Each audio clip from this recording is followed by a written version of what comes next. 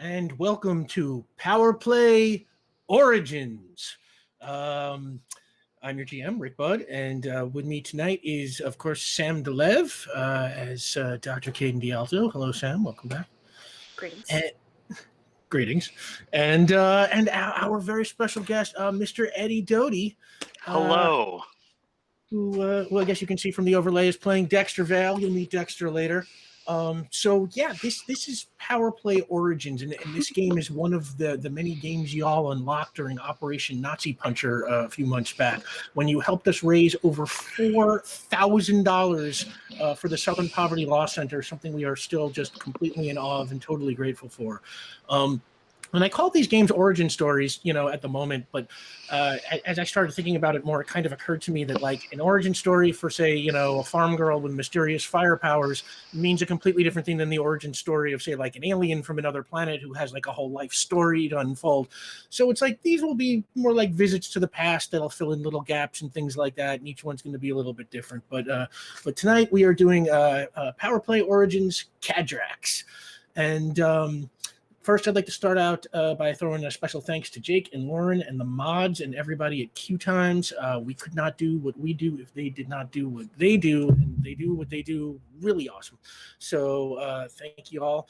And your subs and your bits help support QueueTimes, and your donations to the tip jar help support the show and the people you see on the screen right now. And to that end, we have some rewards as usual. Here's how they work. If we get to $50 tonight, we have our typical community determination. The players will get 1 point of determination that anyone can use in the event of an emergency. And determination is going at a premium tonight because we're starting the players out with 0, donut, zip, bupkis. And I want them to have to earn that determination, or get it from the community poll, which you can fill for them. And if we get to $150, usually this is where the mysterious benefactor kicks in, but the mysterious benefactor is not around yet in the timeline. So tonight, if we get to $150, we're doing something I call Cadrax's Dream. I had Sam write up a memory about Cadrax's life somewhere that takes place prior to this game. And Cadrax is going to kind of, Cadrax doesn't actually sleep, but we'll have sort of a daydream where they have this reverie. And, it's not necessarily relevant to the story going on here today, but just a cool little story from the mind of Sam DeLev. But I'm not Omar, okay, y'all? I'm not Omar. Oh, they were Omar, all right. No. And if we get to $250, we have the after credits lore drop, a revealing glimpse of some important but previously unseen part of our story or universe. And we've just been having the greatest fun with those for the last 2 seasons. You can always see those tiers in chat with the command unlocks. And if you can't help us out like that, you can always help us out by liking or commenting on our YouTube videos or sharing tweets and stuff like that, helping promote the show. We really appreciate all that. And since y'all seem to be so interested in the merchandise stuff, we have extended the limited time that was available for.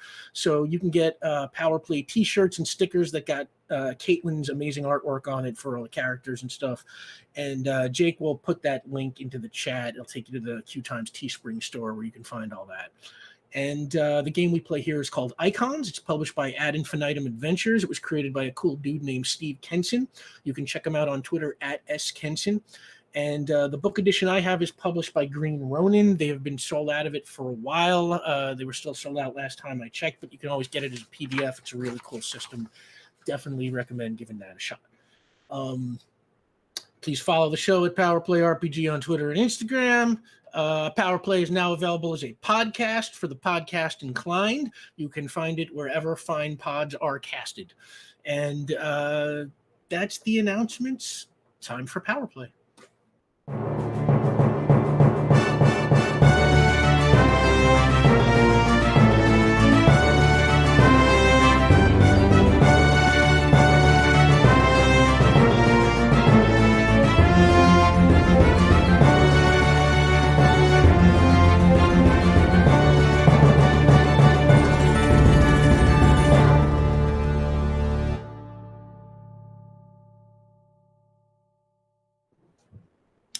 Man, I love that song. So yeah, welcome back, and previously on Power Play. In Power Play Episode 1, the series premiere, we met Dr. Kaden D'Alto, a surgeon at Serrano Memorial Hospital in Baronsdale, who had a secret. See, in actuality, Kaden is actually Cadrax, an alien from a civilization known as the Star Choir of Pixis, who hail from a planet known as Beta Pixidus. And Cadrax came to Earth with an elite unit of soldiers known as the Knights of the Blue, who were led by a brave and wise warrior named Sonnevel. And the Knights' mission was to take over Earth in order to protect it from the Star Choir's most dangerous enemies, a race of what they describe as monsters called the Alpha Combine. But we learned in Season 2 that things did not go exactly according to plan, and the Knights of the Blue were ambushed by an alien strike force made up of people from worlds that they had previously conquered. Those knights were killed, and Cadrax found themselves completely on their own, on Earth, and that is where we pick up. The date is December 24th, 2019. And we are in what looks like a very old theater. The stage is empty, but a boxing ring has been constructed in the center of the room, and it is surrounded by cheering fans. The crowd is fairly well dressed. This looks like a money crowd, and they're drinking, they're smoking, there's cigar smoke everywhere. There are cocktail waitresses zipping up and on the aisles, taking orders. And on one wall, there's this huge electronic kind of scoreboard thing with a sign above it that says odds. And it lists matchups for the night that look like they are matching up, what appear to be fighters. Fighters by their names, listing their weights, their win-loss records, stuff like that. And suddenly the house lights go down and a spotlight hits the ring, and a ring announcer climbs in, and he grabs a microphone that lowers itself down from the top, and he says, "Welcome to Combat Club." And the crowd cheers and goes wild, and he says, "Tonight is our monthly Bayanahan Bash, a full-contact, minimal-rules Filipino martial arts extravaganza. We have 6 fights lined up for you, and you got another minute to place your bets on the first one. This first match of the night sees the return of an old favorite. Put your hands together for Terry the Swagger Taggart." And the crowd applauds as this sort of tall, well-built guy wearing kind of an old beat-up karate gi kind of climbs his way into the ring and, puts his hands up and pumps them a couple of times. The crowd cheers him on. And then he says, "And squaring off against the Swagger is a newcomer who has yet to secure their first victory. Please welcome Kaden, the Doctor of Death, D'Alto." Now, Cadrax, you climb into the ring to considerably more muted applause and even some laughter. The ring announcer says, "Now remember, folks, the first fighter to knock their opponent out or cause their opponents to tap out wins the match. And other than that, what is our only rule?" And the crowd yells back, "There are no rules." And the announcer goes, "That's right. Now let the carnage begin." And a bell rings. He climbs out of the ring. Cadrax, you walk into the middle of the ring and find yourself squaring off with Terry the Swagger Taggart. Tell you what, we're going to handle the final outcomes of this sporting fight with a single roll based on your prowess versus Terry's prowess. I'm going to say the two of you dance around each other for a while. You look at Terry. He seems very unafraid of you, almost maybe even a little arrogant as he's kind of like egging you on. He's like, "Hey, come on, sticking his chin out, almost daring you." Now, this fight, oh, wow, I'm told we have unlocked the first goal. Thank you so much. So you now have 1 point of determination which you can use. Either one of you can use it anytime you want. I'm going to make a note of that here. Community determination is unlocked. Now, this fight, as we said, the Bayanahan Bash is not just a boxing match. No, this is actually full-on stick fighting. And Cadrax, you see Terry, he's kind of waving his sticks, goading you. Come on, come on, come on. How do you feel right now? Excellent. I have no concerns about defeating this creature. Awesome. So do me a favor, make your prowess roll against Terry's prowess roll. Yes. My prowess is as high as my willpower, so I expect nothing but success. Yeah, since this takes place before season 1, Kaden's stats are all back to their season 1 levels. In fact, in some cases, even less. And that is why I bring forth a glorious 7. A glorious 7. Okay. So you know what? You are used to kind of getting pummeled in these fights. The truth is this body that you wear, we know that we have learned in previous seasons that this bipedal body is not your natural state. And you were not trained in combat like the Strike Force members of your team, since that was not your job on the mission. And you usually do not do great here. But this time, it's a little surprising. In fact, you come out and, I guess you're feeling extra aggressive tonight. You land a shot right across Terry's face. He gets angry. He pushes you back. There's a little bit back and forth. The crowd kind of cheers. They're actually a little impressed to finally see something out of the Doctor of Death.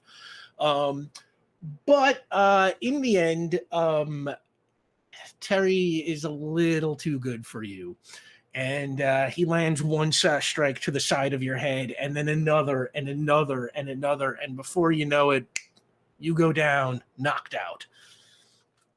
The ref counts you out. And when you come to, you kind of look around. You find yourself having been pulled off to an area behind the crowd. You can see that many of the fights have gone on at this point. And standing next to you is Clem Pascoe. Clem Pascoe is, if I had to cast him, I would say he's Peter Stormare. And he, is the proprietor of Combat Club. Combat Club, the people who run it, they are a little shady. You suspect possibly criminals. And this guy, Clem, he is the guy who runs the show. And he's kind of sitting next to you, and he's just kind of like, you should probably quit, right? When I am on the cusp of victory, that would be absurd. The only thing you are on the cusp of is a severe, irreversible head injury. I mean, you do know that the only reason I keep bringing you back is to lose to fighters that I'm genuinely trying to promote, right? I am sure, then, that I will surprise you when I triumph over their pitiful combat capabilities. Would you please hand me that water bottle? Yeah, here you go. And he passes you over a bottle.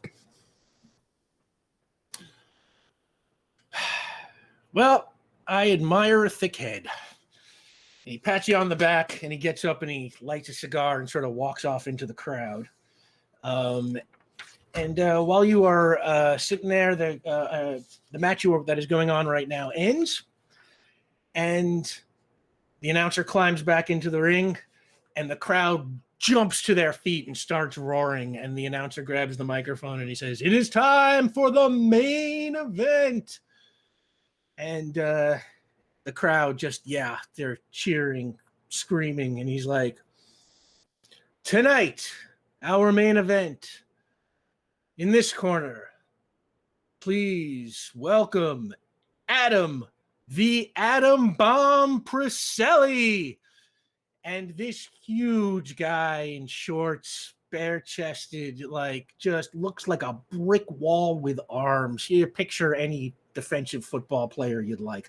He just kind of climbs into the ring. He's so thick torsoed, it's like he can barely pull the ropes apart enough for him to get in. And he gets in there and just stands in the middle, kind of nodding and kind of glaring at the crowd, and they love it. They just kind of eat it up. And he's like, and in this corner, please put your hands together for our reigning champion, Dexter Vale. And Dexter, you make your way into the ring, and the ref pulls the two of you together, and he kind of gives you that little, all right, guys, keep it clean. And he kind of like laughs at that, and he's like, just remember, don't kill nobody. And he steps back and he gives his little speech to the crowd again about how there are no rules. And Dexter, you find yourself squaring off against the Atom Bomb Preselli. He kind of just stands there with his sticks. He is not kind of arrogant and goading the way the Swagger was. He is more just kind of staring you down, taking this very, very seriously. Dexter, why don't you tell us a little bit about your fighting style? But first, turn on your mic. I am very experienced in this. Dexter, you see him. He's about an even 6 foot, darker, full head of hair. And what you see is he's got 2 sticks. So it's what we call a double baston in Eskrima. And he is just sort of like starting with just like he's not hitting himself in the headset is what he's not doing. But he's starting. And then after it's like some warm ups, his hands go to his side. It's not very flashy. His hands are to his side. His sticks are just in sort of like a loose position. And he's just sort of very, very loose and very fluid right now. All right, yeah, and the Atom Bomb kind of comes up on you, raises his sticks, ready to fight. Do me a favor, make a roll on your prowess, just D6, and your prowess is 6. So add the prowess to it. So that's gonna be a 9. 9, okay. This fight goes back and forth for a while. We get a bunch of rounds out of this one, and the crowd just goes wild. Clem sells a whole lot of drinks and concessions. You can just see like the crowd just eating it up. There's blood flying around the ring. You knock a couple of teeth out of Adam Preselli, but in the end, you just narrowly beat him. What's your finishing move look like? You got a finishing move? Yeah, sure. Why not? So we're probably going to be. I think it's just a lot of it is just these guys know each other very well. So a lot of it is it starts off very fluid. That's part of the reason why Dexter was kind of relaxed at the beginning. He knows he's in for an ass whooping, but he himself is. But he knows it's going to come down to the wire one way or the other. You get the sense that these guys have done this dance a few times before. A lot of it is in a phone booth brawling, and then finally after like the last kind of separation where they get some distance, Dexter gets a quick redondo strike, so just a quick circular strike to Adam's lead hand, which drops which causes him to drop his stick, and then at that point he's on him. He kind of comes around, hits him with Abanico to the temple, and then comes down onto his clavicle, entangles the arm, pushes him down into a kind of a clavicle lock, and gets him to submit verbally. Ouch. Yeah, and he does eventually just totally tap out, kind of screaming for mercy a little bit. And this is kind of a fight that would make UFC fighters kind of cringe in their seats to watch this kind of thing. It looks like it hurts so much. But yeah, you win another one, and the purse for tonight was absolutely huge. Let's call it $50,000. And you are led to the center of the ring. The ref announces you as the winner. Put your hands in the air. Crowd goes wild. And Kaden, as that is going on, you get paged by the hospital. They need you now.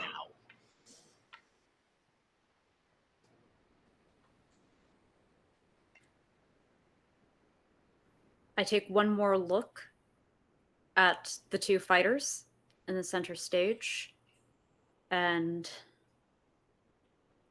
grab the water bottle Clem handed me and grab my bag with scrubs. Guess I have to go. All right. Combat Club takes place in a theater called the Paramore Theater, which is located in Yard Hill. So it is just a short little jaunt for you over to Serrano Memorial, which is also right there in Yard Hill. And you make your way over. And when you arrive, you see the face of Dr. Abigail Fripp, who we cast as Kristen Bell. And you know her from around the hospital. You do not know her super well, but she spies you coming in the door, and she comes running up with a purpose. And she says, Dr. Dialdo? Yes, Dr. Fripp. Fripp. And she points to her. And she kind of looks you over and sees kind of the bruises on your face. Are you okay? I had a mug thrown at me. Huh. Okay. Listen, there was a car accident. Whole family was brought in. Father died on the table. Tally's working on the mother right now. She told me to page you to work on the son. 8 years old, mess of problems, but the big deal is a severed artery and a lot of internal bleeding. She hands you a chart. I was going to give it to Landry, but Tally said it has to be you. Are you scrubbing in with me, or are you on the fourth one? No, I'm on the fourth one. It's not as bad, but if you need anything, there are nurses already waiting for you in the OR. Good. Thank you, Fripp. Yeah, you can call me Abigail. And she turns and sort of heads down the hallway again. Why would I do that? You make your way up to the OR, and you let yourself in, and it is exactly as she described. This 8-year-old boy is just in terrible shape. After an examination, this is the kind of one where, could go either way, certainly, even with all your skill. So I'm going to ask you to make a roll on your everything that counts towards your medical talents, your intelligence plus your medical bonus.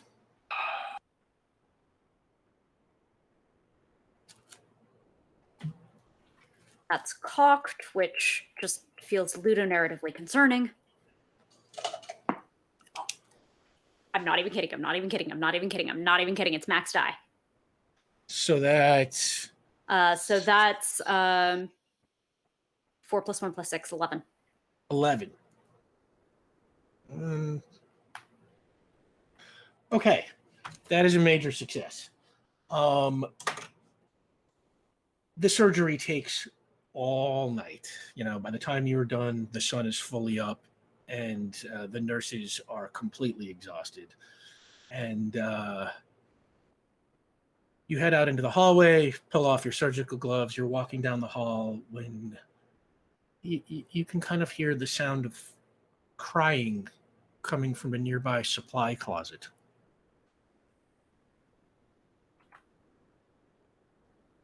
Humans aren't supposed to be in supply closets.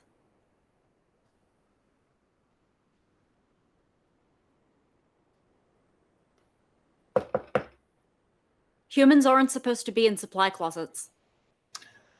And the doorknob jiggles and the door opens. And in the supply closet, you see your boss, Dr. Elizabeth Tally, who we cast as CCH Pounder way back when. And she is kind of drying tears in her eyes. And she looks at you in the eye. It looks like we have lost Eddie. He will be remembered. Okay, and we've got him back. And she is drying tears in her eyes, and she looks at you, and she, I'm sorry. I lost the mother. How did yours go? I clamped the artery in time.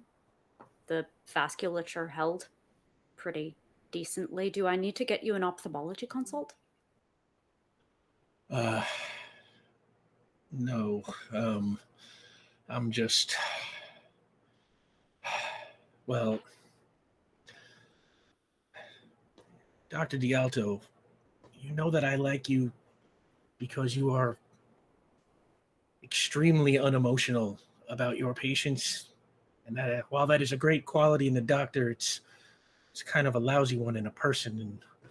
And at the end of the day, that all has to go somewhere. We're only human, right? Of course. She kind of looks at your hesitancy and kind of shakes it off. Sometimes I lose it a little bit. You were attached to this surgical patient? Well, I didn't even know this surgical patient, but he was a person. A mother. You operate on many of them, do you not?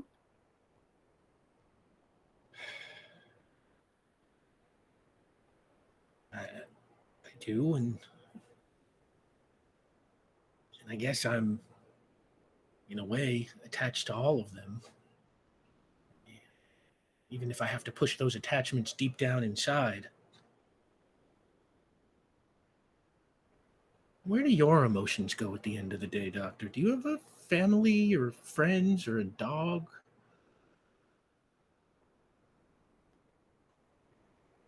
I am very dedicated to my work, Dr. Talley.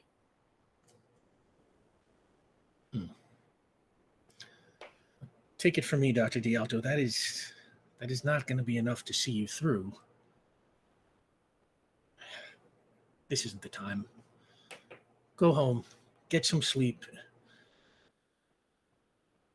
and get yourself a dog or something. But, I don't know. Until then, being alone is bad for the soul. You can consider me your family and your friends for now, okay? Yes, Dr. Talley. Merry Christmas, Dr. D'Alto. She kind of wipes her eyes and pushes past you out of the closet and heads down the hall. I walk into the supply closet. I turn around. Just see what it... I don't understand why a human would be in here.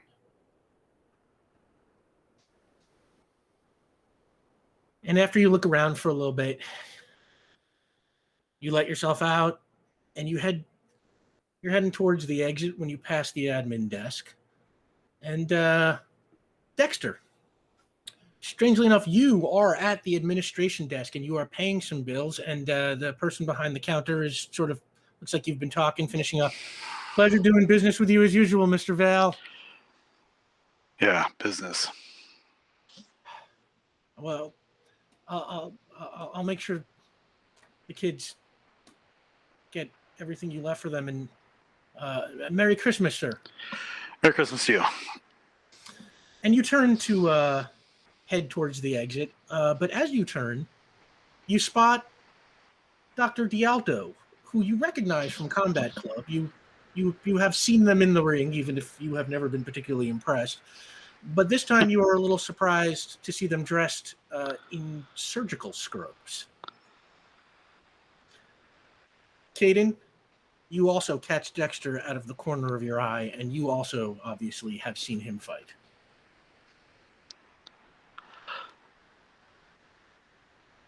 Were you at club tonight?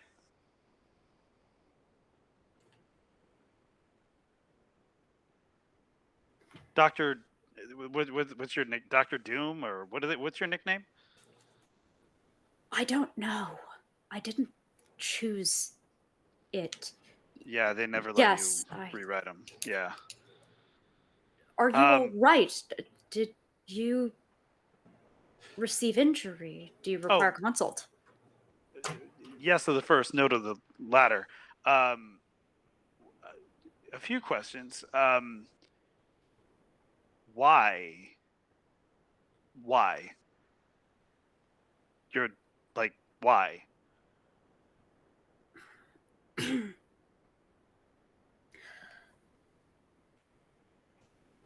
Perhaps you would care to walk the grounds with me? Sure.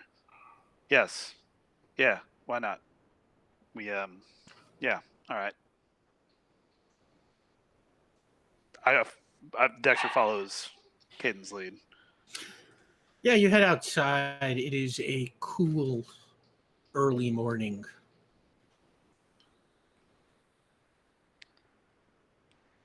My colleagues are not aware.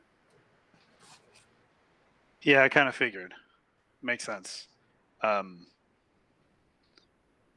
back to the first question, you're a doctor. Your student loans can't be that much. Like, why do you?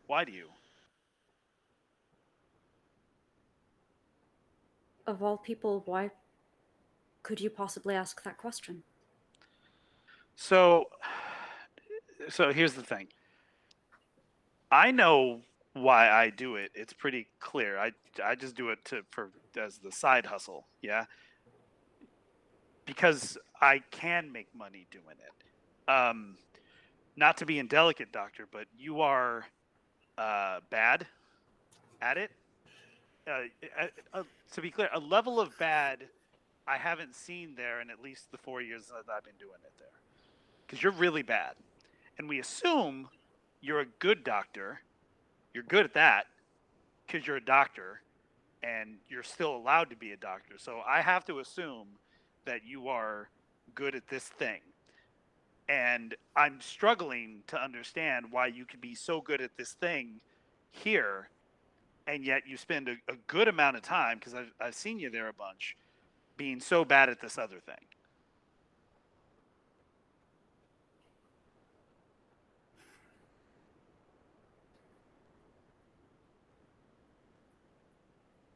Medicine was required of me.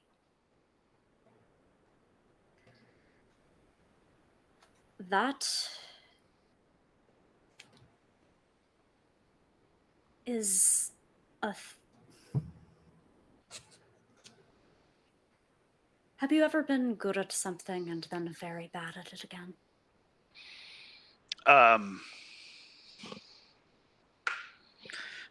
Dexter recoils pretty significantly at that. That's the best shot you've landed on anyone heretofore. And he just kind of steps back and goes, yeah, we know what that's like. And it mattered to you to try to be good at it again. Yeah. Okay.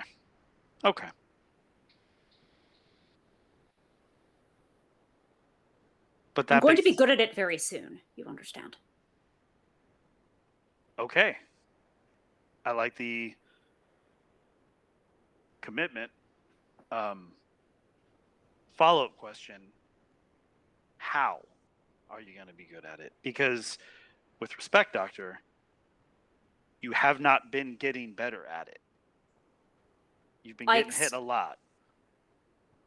I extended my time of consciousness by 40% this fight. So that is, yeah, that's no, sure, that's a way of looking at it. If I were to say to you, my car retained 2 of its wheels after the accident, would that be an acceptable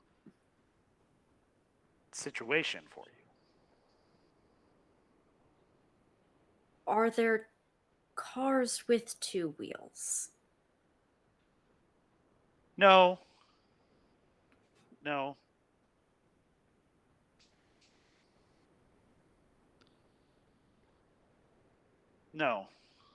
So, okay. Why are you so curious? You're asking very many questions. Not a lot of pediatric surgeons or whatever your school of medicine is come by there. What goes on there is people have one of two reasons. One, money, which, Right, for you have me is mentioned money payments. the other. Yes, and so that's clearly not your reason for being there. But the other reason is people got a death wish, or they're trying to prove something to themselves, and they're trying to, I don't know, get daddy to respect them or something. And we don't feel that's your vibe at all. So it's a bit unusual for someone in your position to be coming down. Um, and yet you say you're getting better or you're trying to get better, but we're just not seeing it. If you want to get better, you should probably practice at it outside of there. Don't look to get your lessons in there. You don't learn how to surgery in the middle of surgery. You study. You went to medicine. You went to medical school. You were an intern. You have to take the same approach to this. Well, I have practiced extensively based on written documentation. Got it. So you've been checking out books from the library, right? Yeah.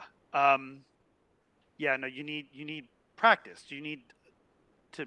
It's one thing to watch a YouTube clip or an instructional video or a book or something, but it's not. That's not how we learn. You need to train with somebody to get better. You.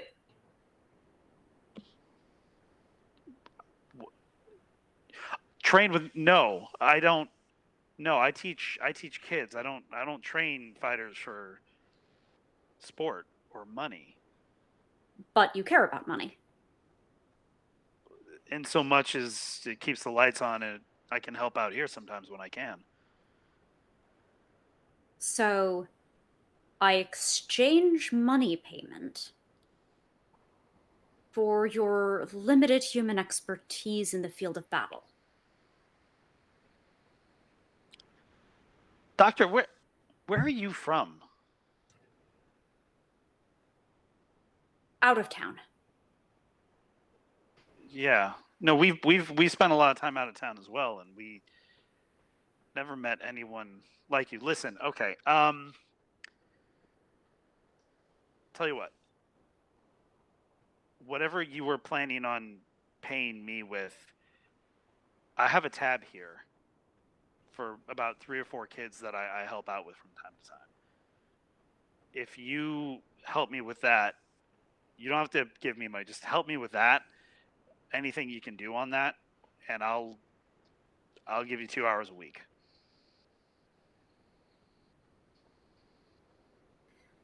That should be adequate. It's a start. It will not interfere with my duties, and I'm sure with limited instruction I'll quickly surpass your capabilities. Okay. You've been most informative. I feel like I know less. The knowledge flows in the correct direction. When shall we meet?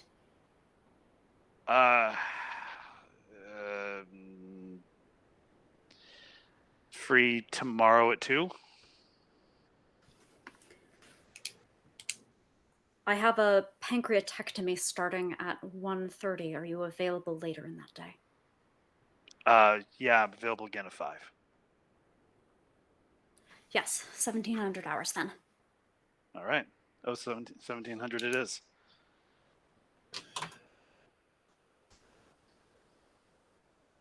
Okay. All right.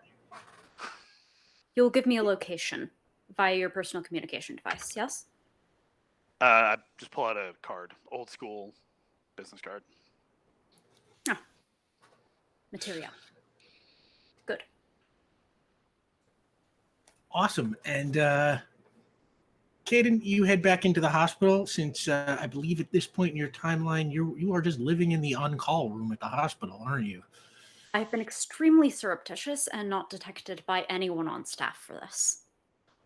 Yeah, and you head your way back up, and Dexter, you head back to where you live over in Fort Trumbull, and yeah, and the rest of your days are fairly normal. I should say we've unlocked the first tier. The second tier unlocks if we get to $150. That tier is an original story by Sam Delev. Please, Lord. I let want the to story support be you, but unlocked. hyping this up makes me so uncomfortable. I have not heard the story. I don't know what it is, and I may never get to hear it if it does not get unlocked. So please, for the love of God, Stop but like now okay. I don't want to overhype it or anything, but I expect it to be better than 10 Super Bowls. But okay, so let's skip to the next day.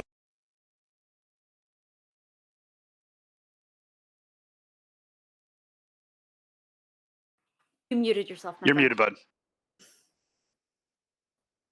Wow, that's weird. How did that even happen? I didn't even touch anything. Huh. Talent. Yeah, like telekinetic. So Dexter, we're gonna skip right over to the next day. It's late in the afternoon at your studio. Why don't you tell us a little bit about your studio? Okay, it is. It's a corner unit in a strip mall, in between a payday loan center and a nail studio. Um, it's a good, because it's the corner unit. It's got a good. It's like deceptively big. Like you walk in, there's actually like ample space inside. There's some mats, a couple heavy bags, a lot of the equipment. There's like, for every 1 to 2 pieces of new equipment, there's like 3 to 4 donated pieces of equipment. The heavy bag has a good amount of tape on it. The weights are mismatched. There's like one elliptical machine. And there's one traditional like boxing ring, and then a bunch of these guys on the wall, and like a cup. The walls have like a lot of old photos. It's called Dose Strong. So you walk inside. It's not overtly. There's a couple like things on the wall of like old photos of like Filipino grandmasters, like dating back at least 100 years. And then in like some of the more recent photos, there is a younger version of Dexter in there, like in Cebu, in the Philippines, like amongst that team. A keen eye would notice in the corner one photo of Dexter in full battle dress uniform, obviously army with 11 other guys, in a nondescript um, kind of Cold War era, like not Cold War era, but Cold War like esque Eastern European setting. But that's like the only nod to that you would see. And I tell you what, Kaden, do you keep the appointment? Yes. Okay, so do me a favor, make an awareness roll. Ooh, I'm making them. My awareness is as good as my prowess and my willpower. I'll have you know.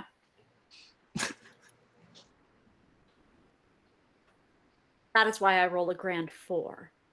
A 4. Yes, Mm. I know I am fearsome, truly, in my perceptive capacity.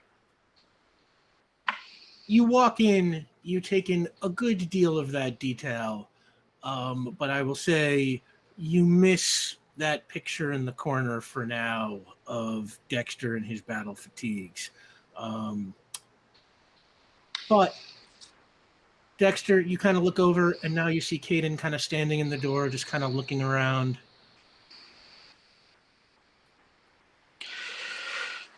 Doctor, glad you could show up.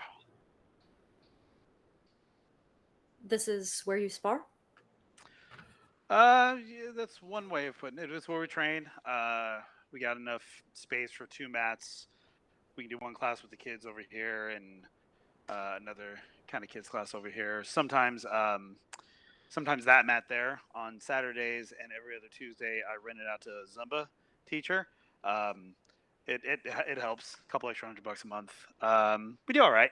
Yeah. So this is your pages hall, where you train the children to fight. We teach the children lots of things. Through fighting, we're able to teach them a number of interdisciplinary skills that they can hopefully take with them. Sure. Have you also trained from childhood? In one fashion or another, yeah. Commendable. So, it's your time, but I figure we should get to it. Go ahead and grab a couple of sticks, and we'll square up here. Shoes off the mat, please, and we'll get started. It takes about 1 minute and 45 seconds for Kaden to manage shoes off. This is not a practiced movement. Laces are confusing and treacherous. Fair.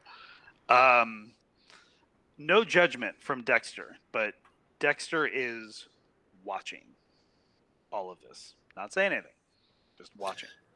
Tell you what, Dexter, make an awareness roll. It's either a 5 or a 6. That's a 5. It's gonna be an 8 total. Okay, yeah, you are watching, and watching Kaden take off their shoes is like it's bizarre to see. It looks like somebody almost figuring it out for the first time. It just there's just something you can't put your finger on that is very strange about this. But you just kind of shrug it off. But you made a mental note. Kaden, you finally get your shoes off. You get to your feet, and tell you what, Dexter, tell us what this training is like. Why don't y'all play out some of this training for us? All right, so we start off with just some warm-ups. We practice some twirls. Firstly, Dexter teaches you how to hold the stick, how much your grip should be, how much of the end or the puño should be. Good feel for it, good weight. As you twirl, we don't do the Star Wars cosplayer thing and twirl with an open thumb. We twirl with a closed hand. We do a lot of warm-ups and just a lot of things that are meant to warm up the arms. So a lot of grabbing the stick in the middle and then doing an iron cross and just twirling back and forth really fast. In doing this, Dexter is trying to get a gauge of overall physical fitness of Dr. Kaden, and then also just some basic coordination. So things like just a slow figure 8 pattern, which I'm trying not to hit my laptop with, or my daughter for that fact. And then just through the warm up, just trying to get a feel for Caden's aptitude.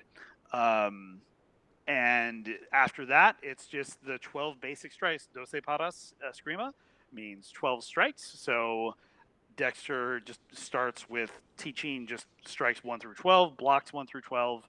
That takes up, I would say, the bulk of the instructional for this first lesson. In terms of judging their movement, have you ever seen an octopus try to be a human?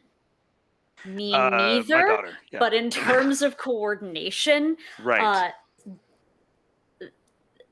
The concept of which limbs go where, the very gross motor movements, seem to be counterintuitive, though they have very good fine motor control, which is presumably reassuring in a surgeon. They catch the ideas of what you're trying to teach in terms of striking and blocking and why you are teaching things very quickly. That seems as if, yes, I get it, move on. But physically executing it? Different story entirely. In a way that seems to somewhat frustrate them. Though they're okay. Holding it under as much discipline as they can. But this should work, and it isn't working. So towards the end of the class, I think Dexter would walk over to you and go, okay, go ahead and put your sticks back, and then we'll do a quick stretch and have a little chat. And then kind of sit down in front of each other, crisscross applesauce, and just start doing the very casual like stretch when you're really more about trying to have a chat than like actually get like a deep stretch going on.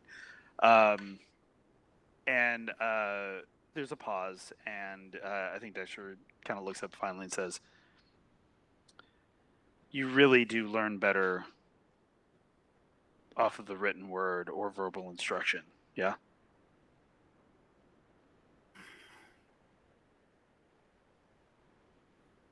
That has been my mode of learning this art heretofore.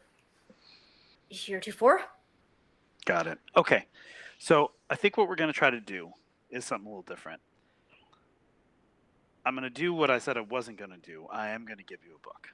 All right. I want you to take that book and take it home, read it, reread it until you got it. You pick up the technique part really well, and you got the right mind for it. Okay. But you have to have a better relationship with your body. You have to own your space. You got to stand your ground and own it. So next time when we come, we're going to be working on that. Just getting you comfortable on the ground you're standing in the space you occupy, owning that space and not giving it up. All right? Yes, of course. All right. I look forward to astounding you with my feats of groundedness. Same. Dexter stands up and walks over, and there's a bunch of books, and just sort of like there's like the IKEA bookshelf, the Glomber or whatever they call it, and he kind of like, it takes him a second, but he pulls out a really old book, and kind of looks at it for a second, and then looks at you and goes, "Okay, please take good care of this. You don't need to be able to read Tagalog or Spanish, but most of the illustrations in here really help me out. So go ahead and take a look at that. Again, take good care of it. Take photos of it. That would be preferred, but take that with you, and see what, we'll see what we can do again in a couple days."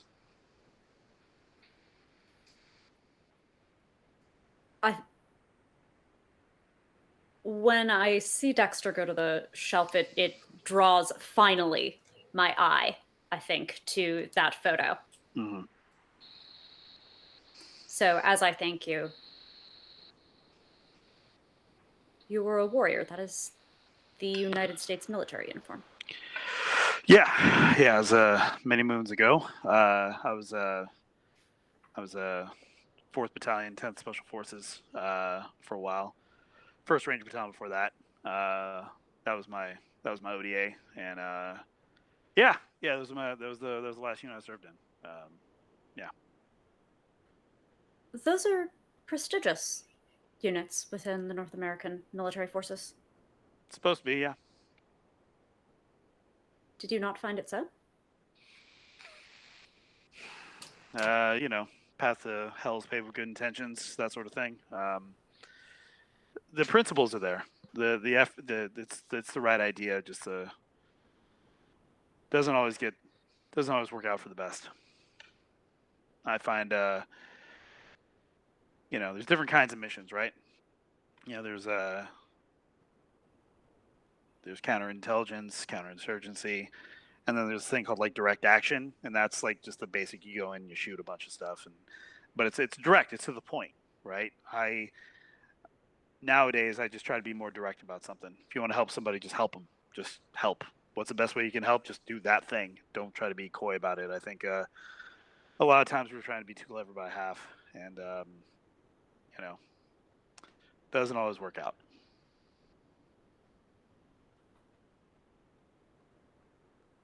Very perceptive for a human. Thank you. You're very direct for a human. Excellent. Good day, Dexter. Good day, Doctor. And Kaden, you head out without another word and leave Dexter pondering the whole "for a human" thing. I'm really delighted to announce that Sam's story has been unlocked. Thank you so much, everybody. Oh my God, I was so afraid I wasn't going to get to hear it. It just leaves us a one tier left, the after credits lore drop, which is a little preview of what's coming next week. So, if you want to see that, there's the lore drop always. Kaden, you head on back to Serrano Memorial, and it is, evening at this point. You make your way up to the on-call room where you find Dr. Abigail Fripp sort of sitting there and sipping a cup of coffee and watching the door. And when you walk in, she kind of stands up and just kind of stares at you uncertainly. Fripp. Yeah. I don't look at the card. Abigail. You can call me Abigail. It's okay, Dr. Dialdo. I wanted to talk to you about something. She puts her coffee down. When you came in last night and a couple of times recently, you're kind of covered in bruises, and I wanted to make sure, is everything okay? Yes, I have rounded on all of my patients. They're all stable. No, that's not what I'm talking about. I mean, in your home and personal life, is there somebody,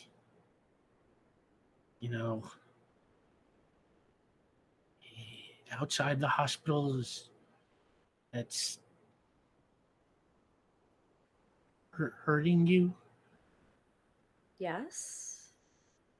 And she seems like really startled. I know this is none of my business. I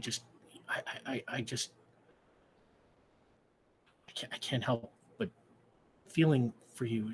Do you want to talk about it? No, you should not be concerned. I'm going to be victorious. I put my hand on my shoulder to reassure her, as I have seen them do in hospitals for reassurance.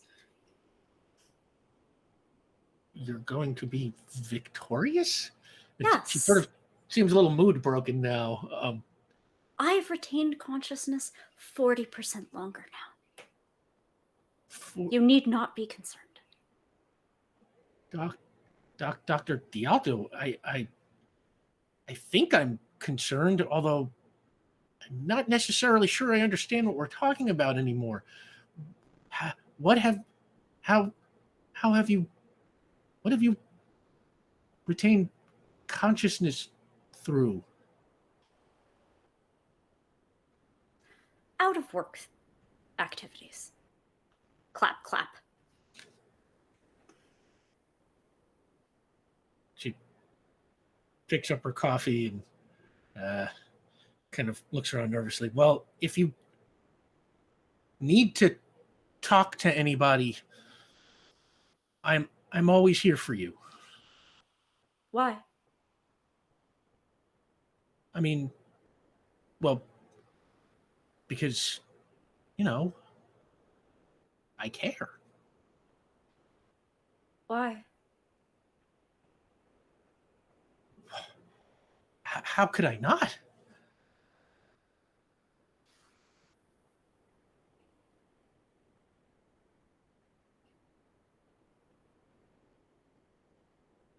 You're very strange.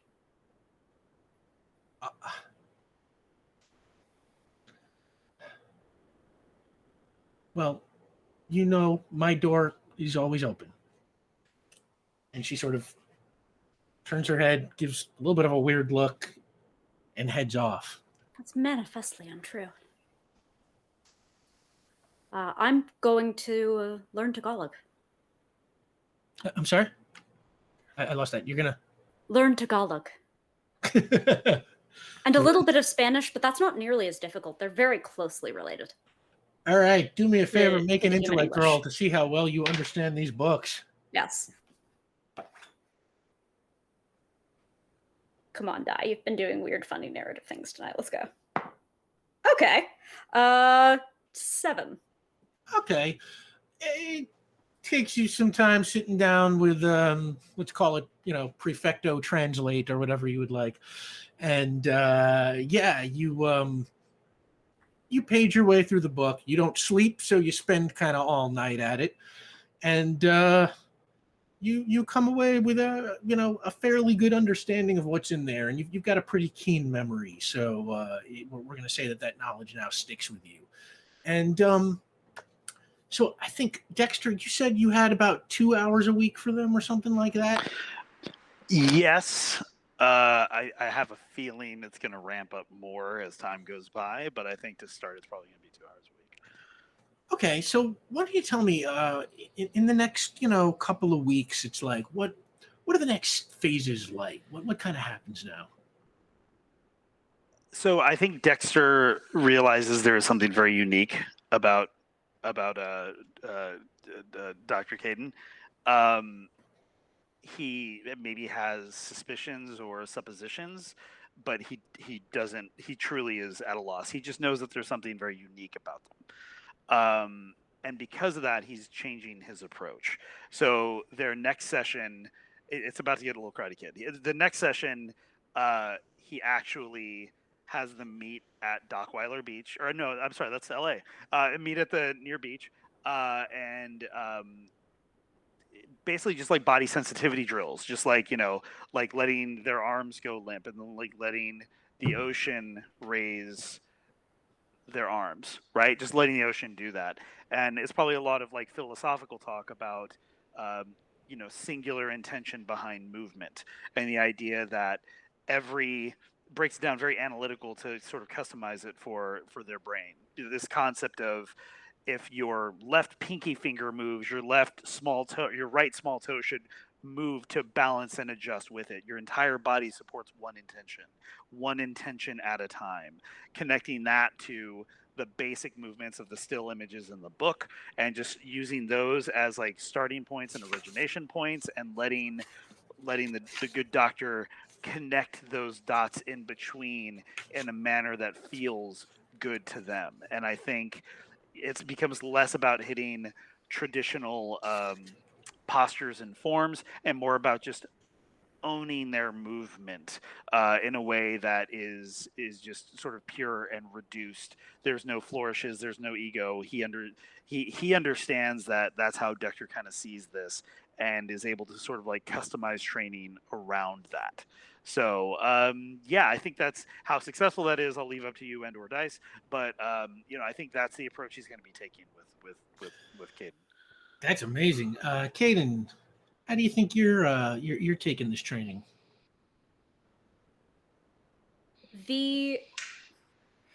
There is the frustration of any adult who is aware of the skill gap, who has enough discernment to see how bad they are. And I think Dexter will recognize that appropriately as a breakthrough. Admitting that perhaps they are not good at this in the training setting is fairly big for them, but the physical awareness of limbs seems sorely needed. That there are brain hookups that seem never to really have happened in gross motor control that are clicking in.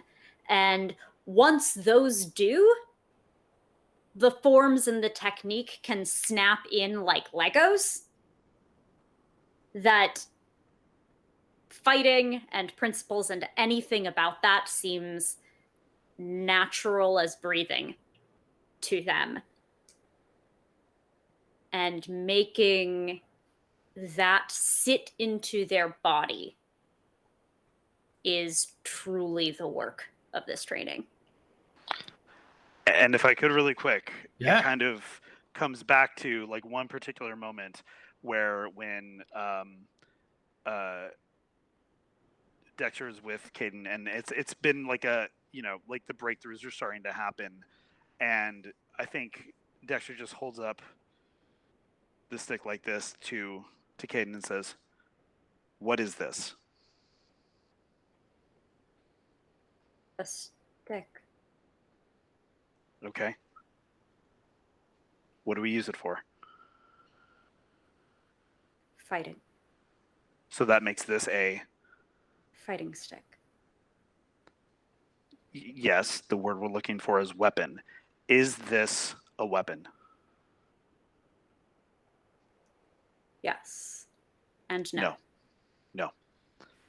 This is not a weapon. Now it's a weapon because now it is part of you. This is a stick. This is a weapon. When it is a weapon, it's only a weapon because it is now part of you. You are the weapon. Whether you have this or whether you don't. But when you do have this, this isn't separate of you. This is part of you. I know it's a little strange to operate something that isn't part of your body and to suddenly think of it as part of your body. But you control this just like you control any other part of your body. They are indistinguishable. Do you understand? And they don't answer. They reach out for the stick to feel that and to feel whether or not they understand it.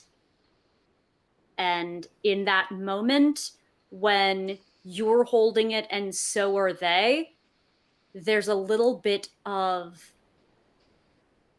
a haptic sensation.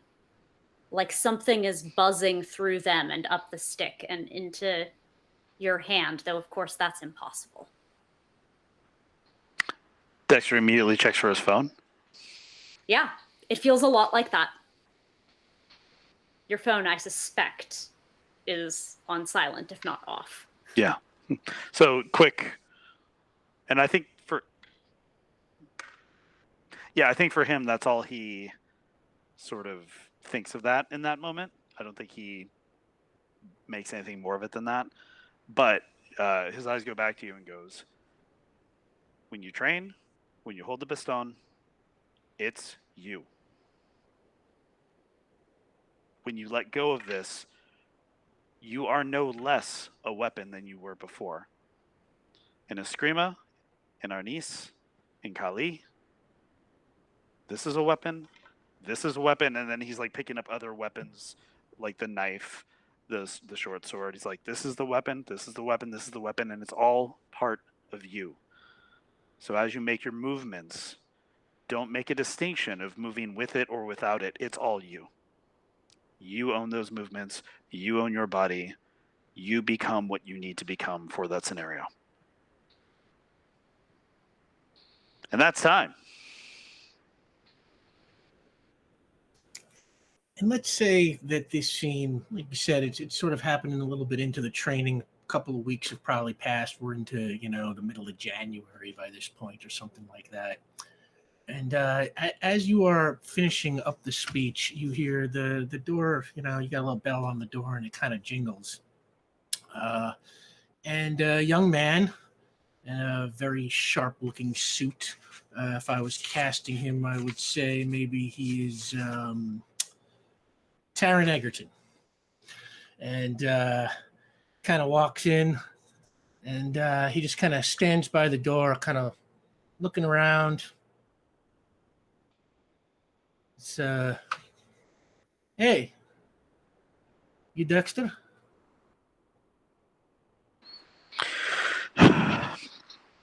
In the flesh. Do me a favor. Make an awareness roll.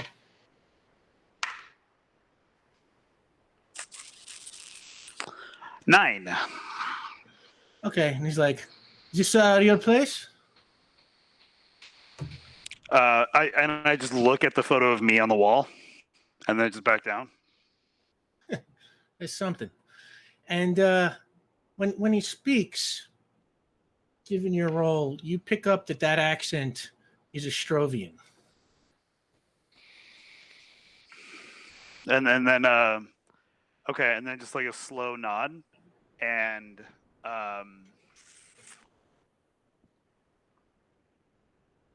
slowly inches towards like the reception desk. How much for you to teach me how to fight? Well, let's see. The 8 to 15-year-old class is Tuesdays and Thursdays at 7. That's not what I'm talking about. Mm-hmm. I got a lot of money. You seem like the kind of guy who knows how to fight real good, like a soldier, maybe. Yep. So how much? And he kind of reaches out. He pulls out like kind of a wad of cash and kind of fans it out in front of you. Well, as the sign says, below the no parking sign, we at Dose Strong reserve the right to refuse service to anyone for any reason whatsoever. Refusing me service. Well, fair enough. He stuffs money back in his pocket. I'm sure we meet again someday. You have a good one. He looks over at you, Kaden. He's like, you too. And he turns and he lets himself out. Turn to Kaden. You ever see him in a scenario outside of these walls, you call me immediately. Is it because he is not a surgeon and cannot help with children at a hospital? He's about the opposite of that. You know this man. He acted as if he did not know you. Now, you don't actually know this guy. Just so you No, know. I know. Yeah, no. Doctor, for innumerable reasons, there's large amounts of my work prior to here that I can't tell you. And some of that work was in a rather obscure Eastern European country called Ostrovia. And that's about all I can say. And in my work, both professionally and personally,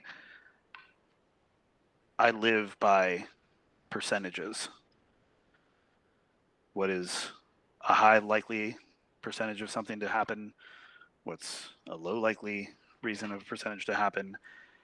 And a random Ostrovian with a lot of money asking to be taught fighting, referencing my service. Very low percentage that it's for a good reason. You believe that he is related to your previous history of combat, and you are afraid of the implications.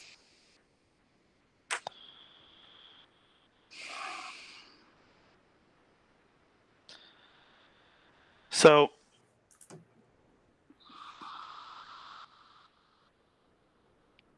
about 7 years ago, I was still in. Special forces operate a little bit differently. We don't just simply go in and shoot things and blow things up, although I'm good at blowing things up. But we're what you call a force multiplier. We don't go in blunt guns blazing. You drop me and 11 other guys into a country like Ostrovia. Within 6 months, we will have maybe aided a revolution or two, taken control of the stock market, maybe empowered certain junta forces over others, maybe worked with certain generals to gain control and align it with more pro-Western values. And that's all well and good, except sometimes the people we help turn out to be not so good to begin with. And then you're left with a lot of people mad at you. And that's about all I can say. We backed the wrong guy. And if you watch enough C-SPAN or listen to enough NPR, maybe you've heard his name. Kaden is pale at all times, despite the seemingly sparkle highlighter they never wash off their face. But they are pale as a sheet by the description that you're giving of what your work was and what you do. What you did. Do you want to roll to see if you have the sort of television knowledge that he is referring to, or do you just want to say that there's no way Kaden watched that stuff? There is no way Kaden watched that stuff.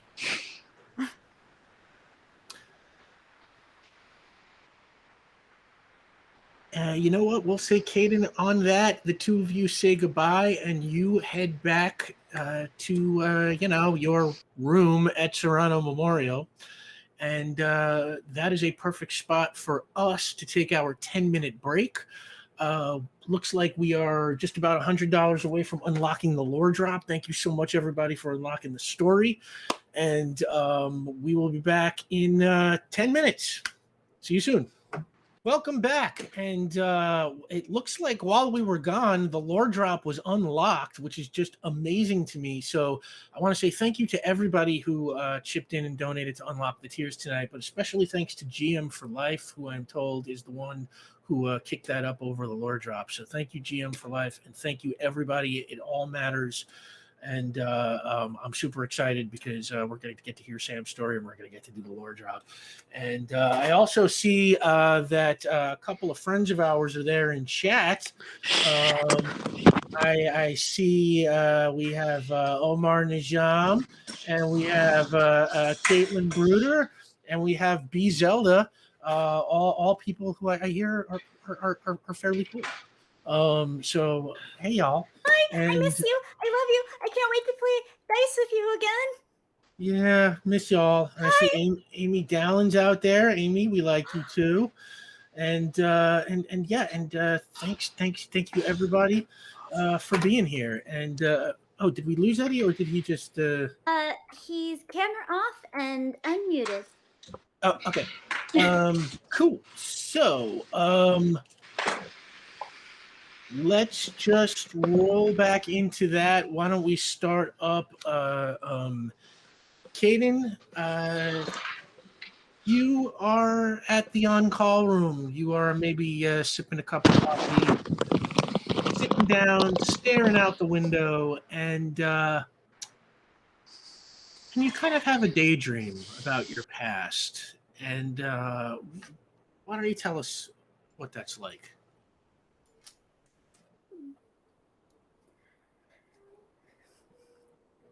I'm sorry. A crack runs up the massive window, and it is my fault. I moved to my knight's household from the Pages Hall 3 days ago. And the more things I break, the sooner I expect to be sent back as an unfit squire. This window is the worst yet. It was, work of art. Large enough to stretch across the hall, etched with a delicate spider web of texture, and somehow through the etching, the view below is razor sharp.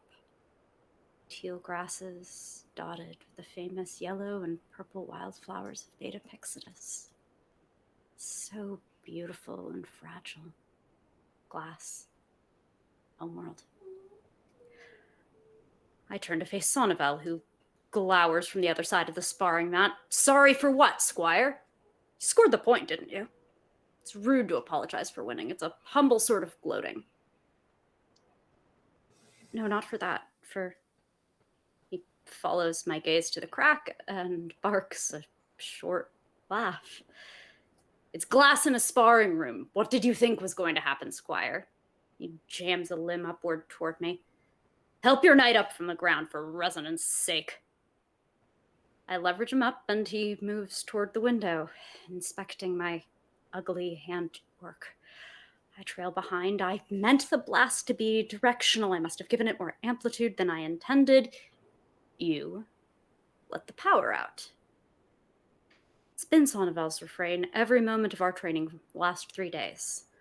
Let the power out. Years of habit warned me, no, don't do that. Destruction inevitably follows, and the crystal city of Beta Pixidus is nothing like the backwater moon I grew up on. Back on Eridani, nothing my voice could break was worth breaking anything anyway. Here, the architecture is delicate, and the people are refined. Their voices are small and measured and exquisitely controlled. By now, I've learned back to choke back most of my voice's power, but in moments like these, my grip slips. Sonnevel reaches for the glass, and I swear I can hear the fracture widening. So how exactly am I supposed to control it if I let the power out? Or do knights just destroy everything? Sonnevel stops short of the window and he looks back at me, and all irritation vanished. They never teach you anything in the Pages Hall, do they? Sir? You'll never control what you're afraid of, Squire. Your voice isn't a monster in the shadows. It's a part of you. When you let your power out, you look yourself in the face. You know yourself, what you're capable of. Now, don't you ever, ever shy away from that. Sonnevel almost trembles, and I can feel the charge in the air as his voice hums with passion. If you don't accept your own power, how can you wield it for good? To protect what's innocent and to repair what's broken? Sonnevel turns back then and touches the crack in the glass. I flinch, but he pays no heed. He begins to sing, and for the first time, I hear the full force of Sonnevel's voice. He's loud. Just like me. Frequency is beyond hearing, and its might buzzes in my chest, and for a horrifying instant, I'm sure that it's too much, that Sonnevel's about to shatter his own window as some kind of lesson to me, but no. He directs it effortlessly, and the pain begins to glow with heat as the kinetic force of his voice melts glass as he touches it. His power is unimaginable, matched only by the control in wielding it. This is a Knight of the Blue. I knew, but I didn't know until now. By the time the glass cools again, there's barely a hint of the crack I caused. Only a faint line joins the spiderweb of etching across the window. No. It was never an etching, was it? It was Sonnevel. I joined my knight by the window, tracing the lines of his legacy of fractures and repair, breaking and mending, failure and recovery. It's beautiful. Sonnevel watches the flowers waving in the wind. It is, Cadrax. Now let's get back to work and teach you how to protect it.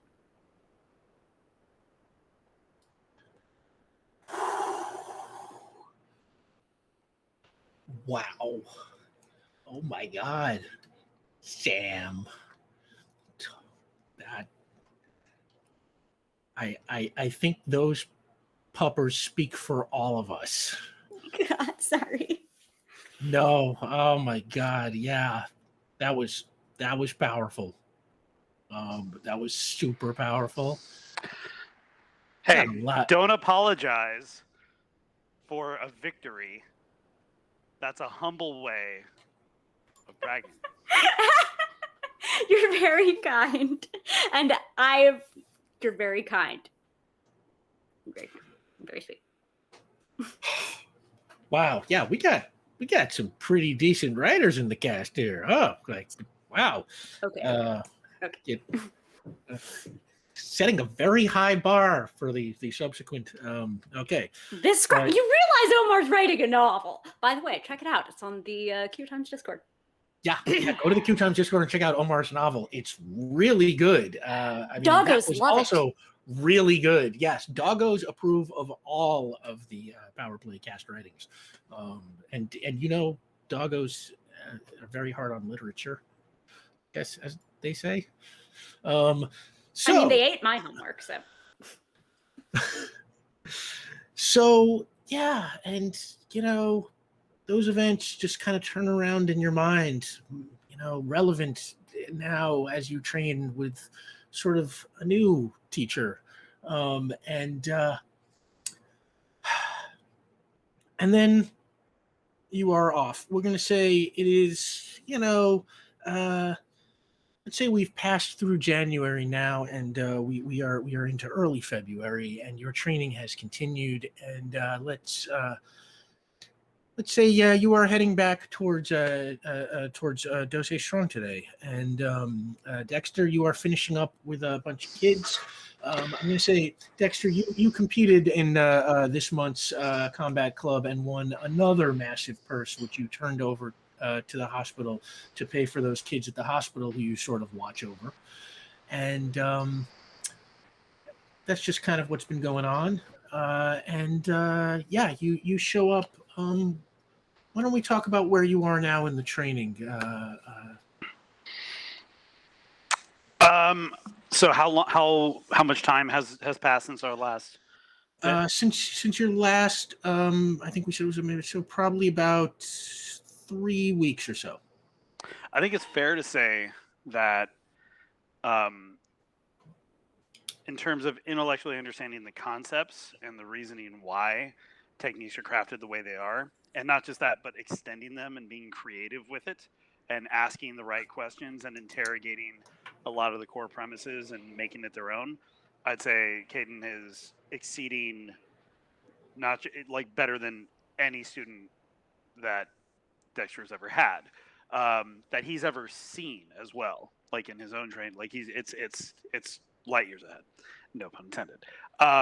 But then when it comes, but where the deficit is just sort of the proprioception, the physical control of the body, for reasons that I don't think Dexter fully understands quite yet.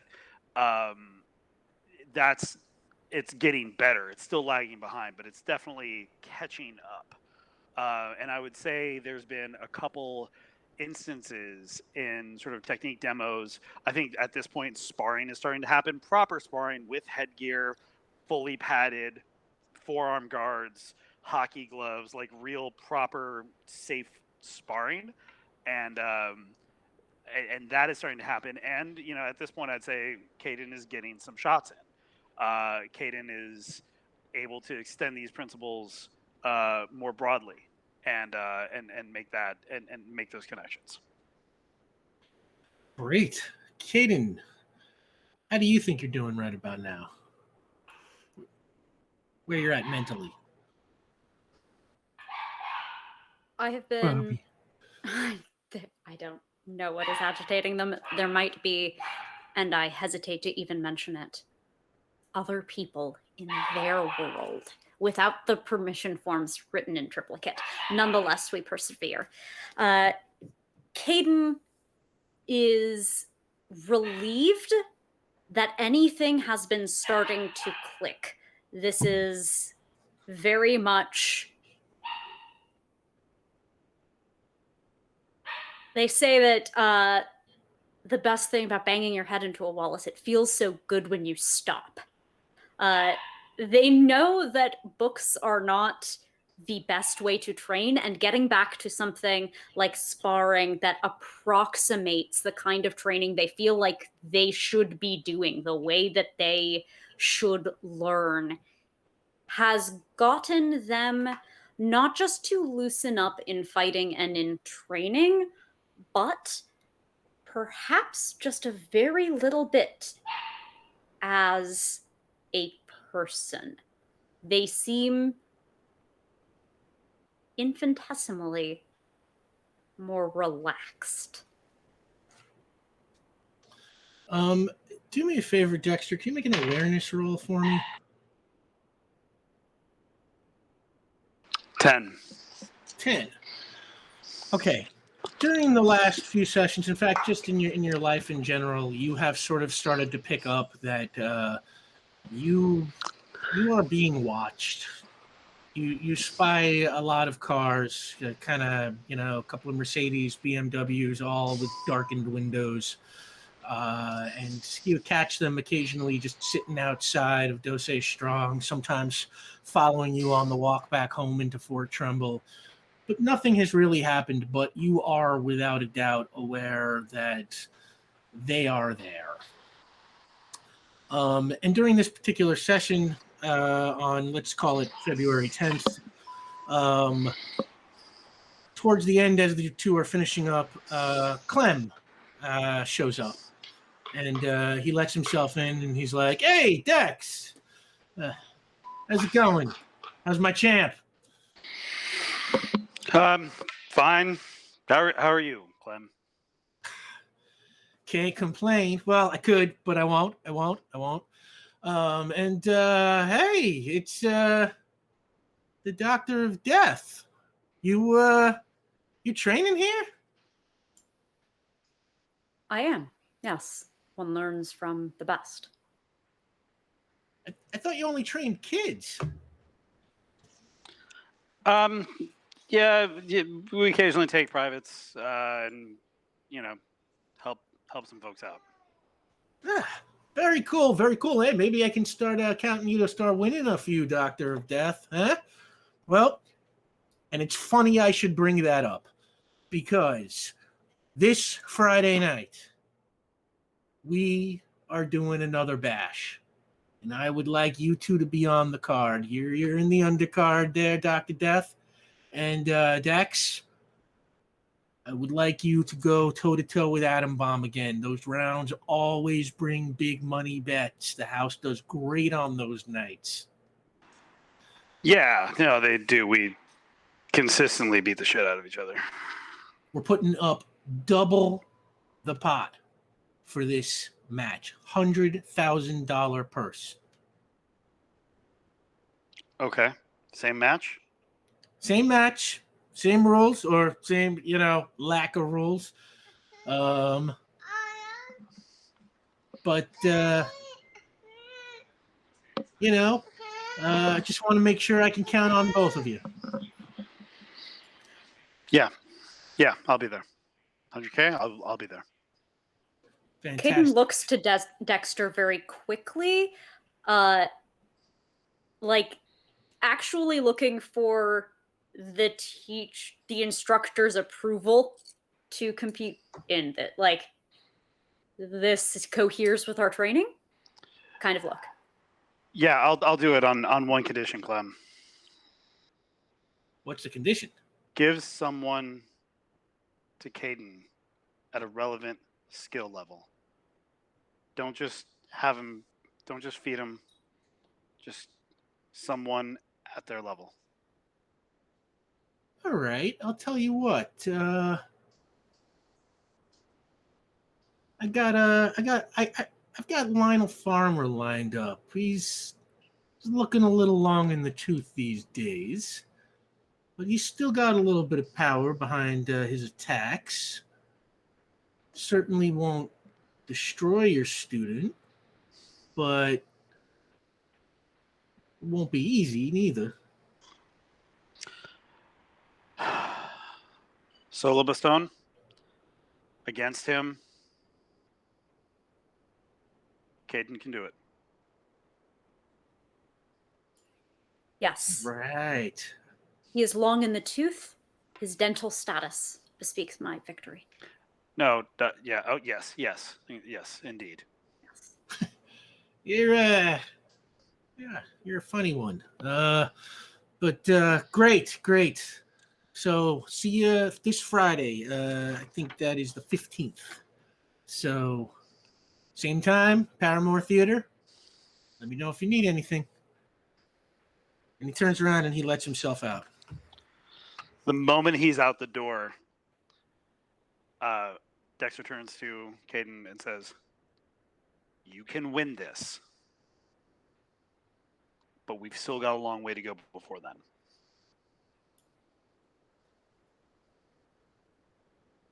I will train in every spare moment. All right. Let's get to it. All right, training montage music starts up. Pick what you want. The Magic hour, perpetual magic hour training. Sure. I was gonna go for the best, or maybe gonna fly now, but I like that.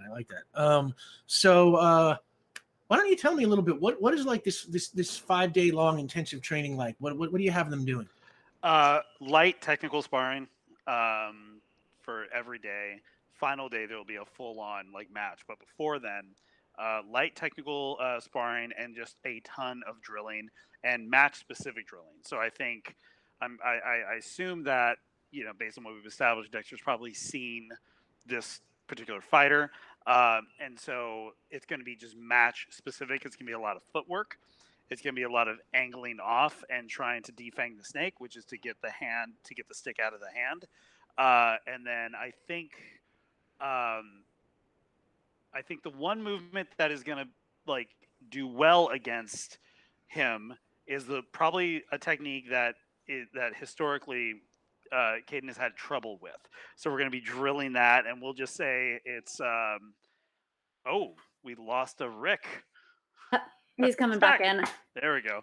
I would say that it's a move called Floretti, and it's just basically a from high to low perpetual series of spins, like in a slashing movement, but like 5 or 6 spins, like in one row. So the idea is to get the stick out of the dude's hand, and then just immediately go for Floretti and just try to like smack him a few times and get him to turn his back. You get him to turn his back, then you got him. That actually sounds much like what put Kaden out in that first fight, based on description. Probably similar. But I think it's just a lot of drilling that, and then it culminates in like a day of like where Dexter is not necessarily going to go easy on Kaden, and just try to get them to replicate that combo.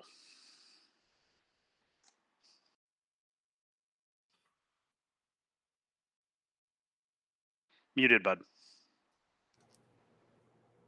All right, you know what? Am I back? Yeah.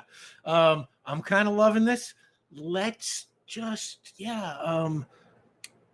let's say over this week your hours at the hospital, Kaden, are pretty thin, and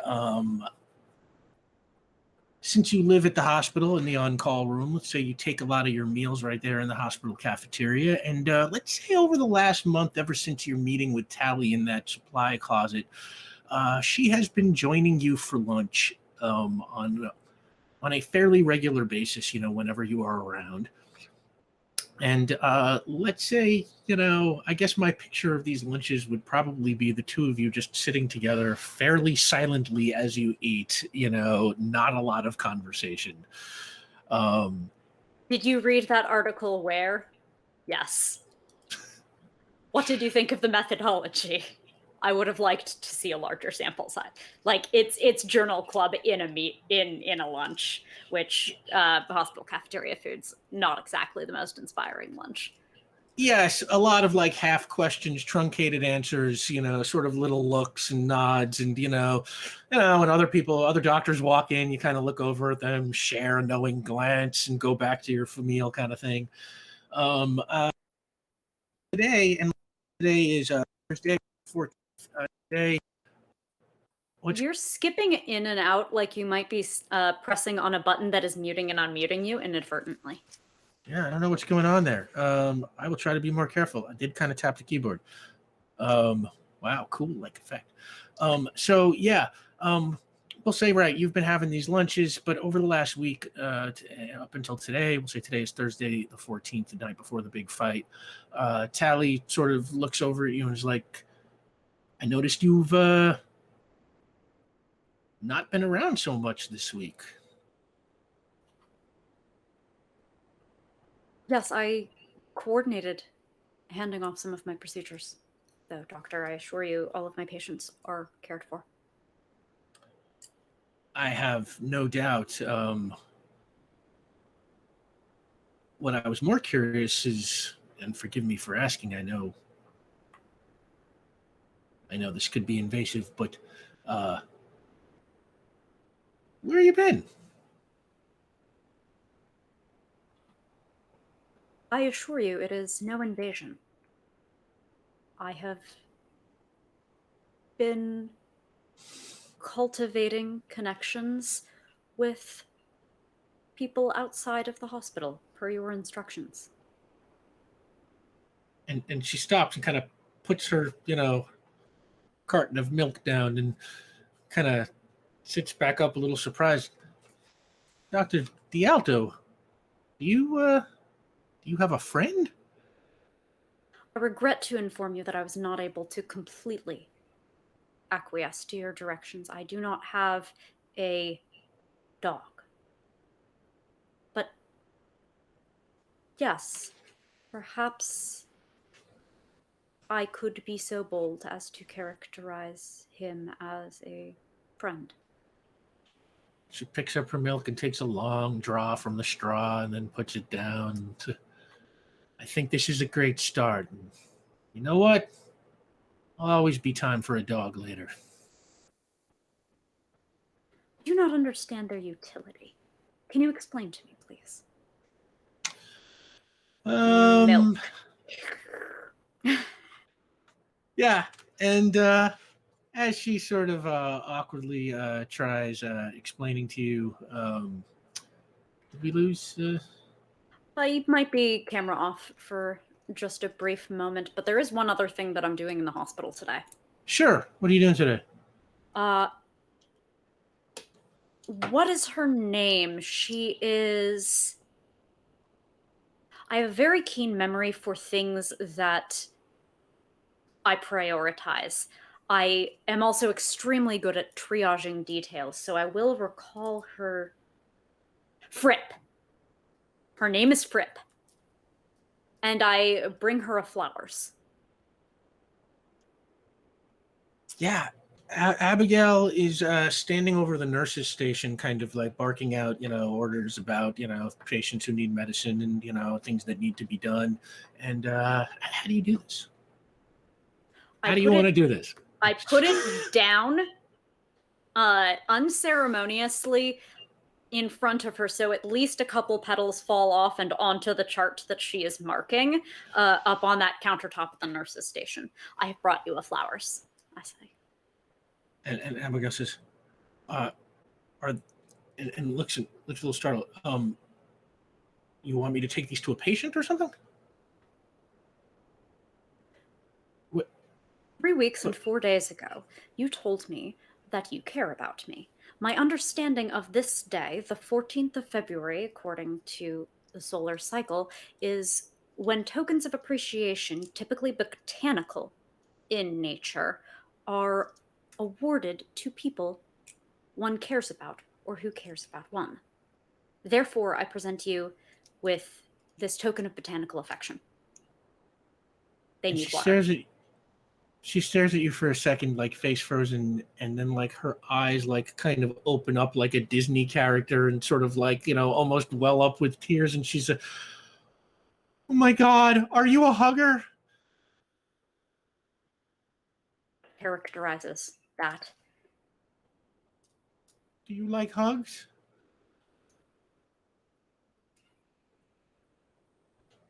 Yes. And she kind of like jumps on you and gives you like the warmest hug, and just sort of like, Dr. D'Alto, thank you so much. This is so touching. I didn't, I thought you hated me. Pat. No. Under that gritty, unemotional exterior, you're a big softy, aren't you? Well, yes, our bodies are comprised of liquids and soft tissue and organs, as you well know as a pediatric surgeon. Yeah, they are. And she gives you like another big, like sort of warm hug. This is compressive. And then she kind of lets you go and kind of wipes the tears from her eyes and kind of picks up the flowers and kind of smells them. And she's just sort of like, this is great. I think we're just going to be like the best friends.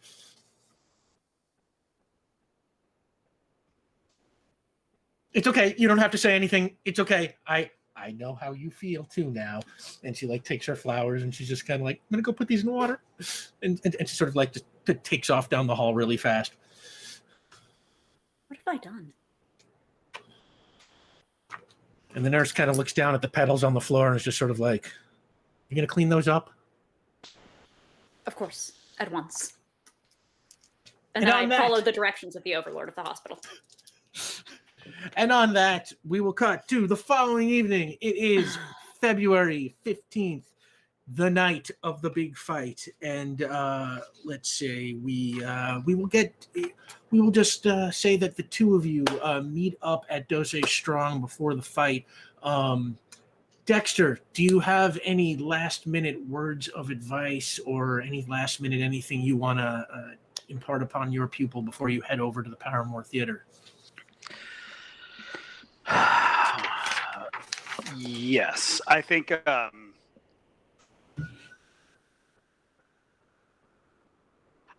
kind of just I do some just some overall just standard coach style checks, right? Check the gear, imagine you're taped up a little bit, and just check all that, and then just before we kind of separate and go, before you go out to the thing, I just look at you and say, we've never met anyone like you. And that's okay. Every fight is unique. And your participation in every fight is unique. You go out there. You cannot control what he does, but you can control how you respond to it. Fight your fight, play your game, and keep doing it until he falls.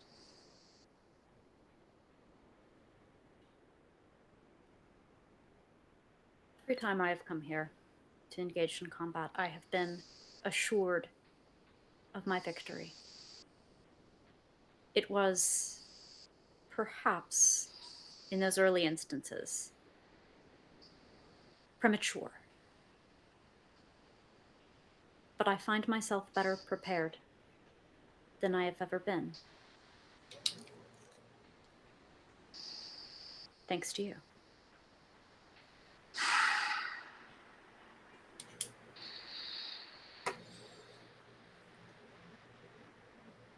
Chin down, eyes up.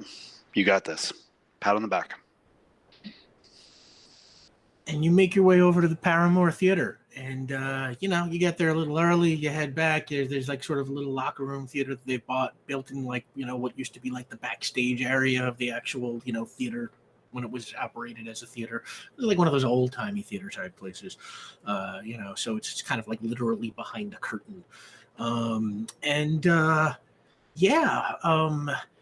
Slowly the crowd fills in.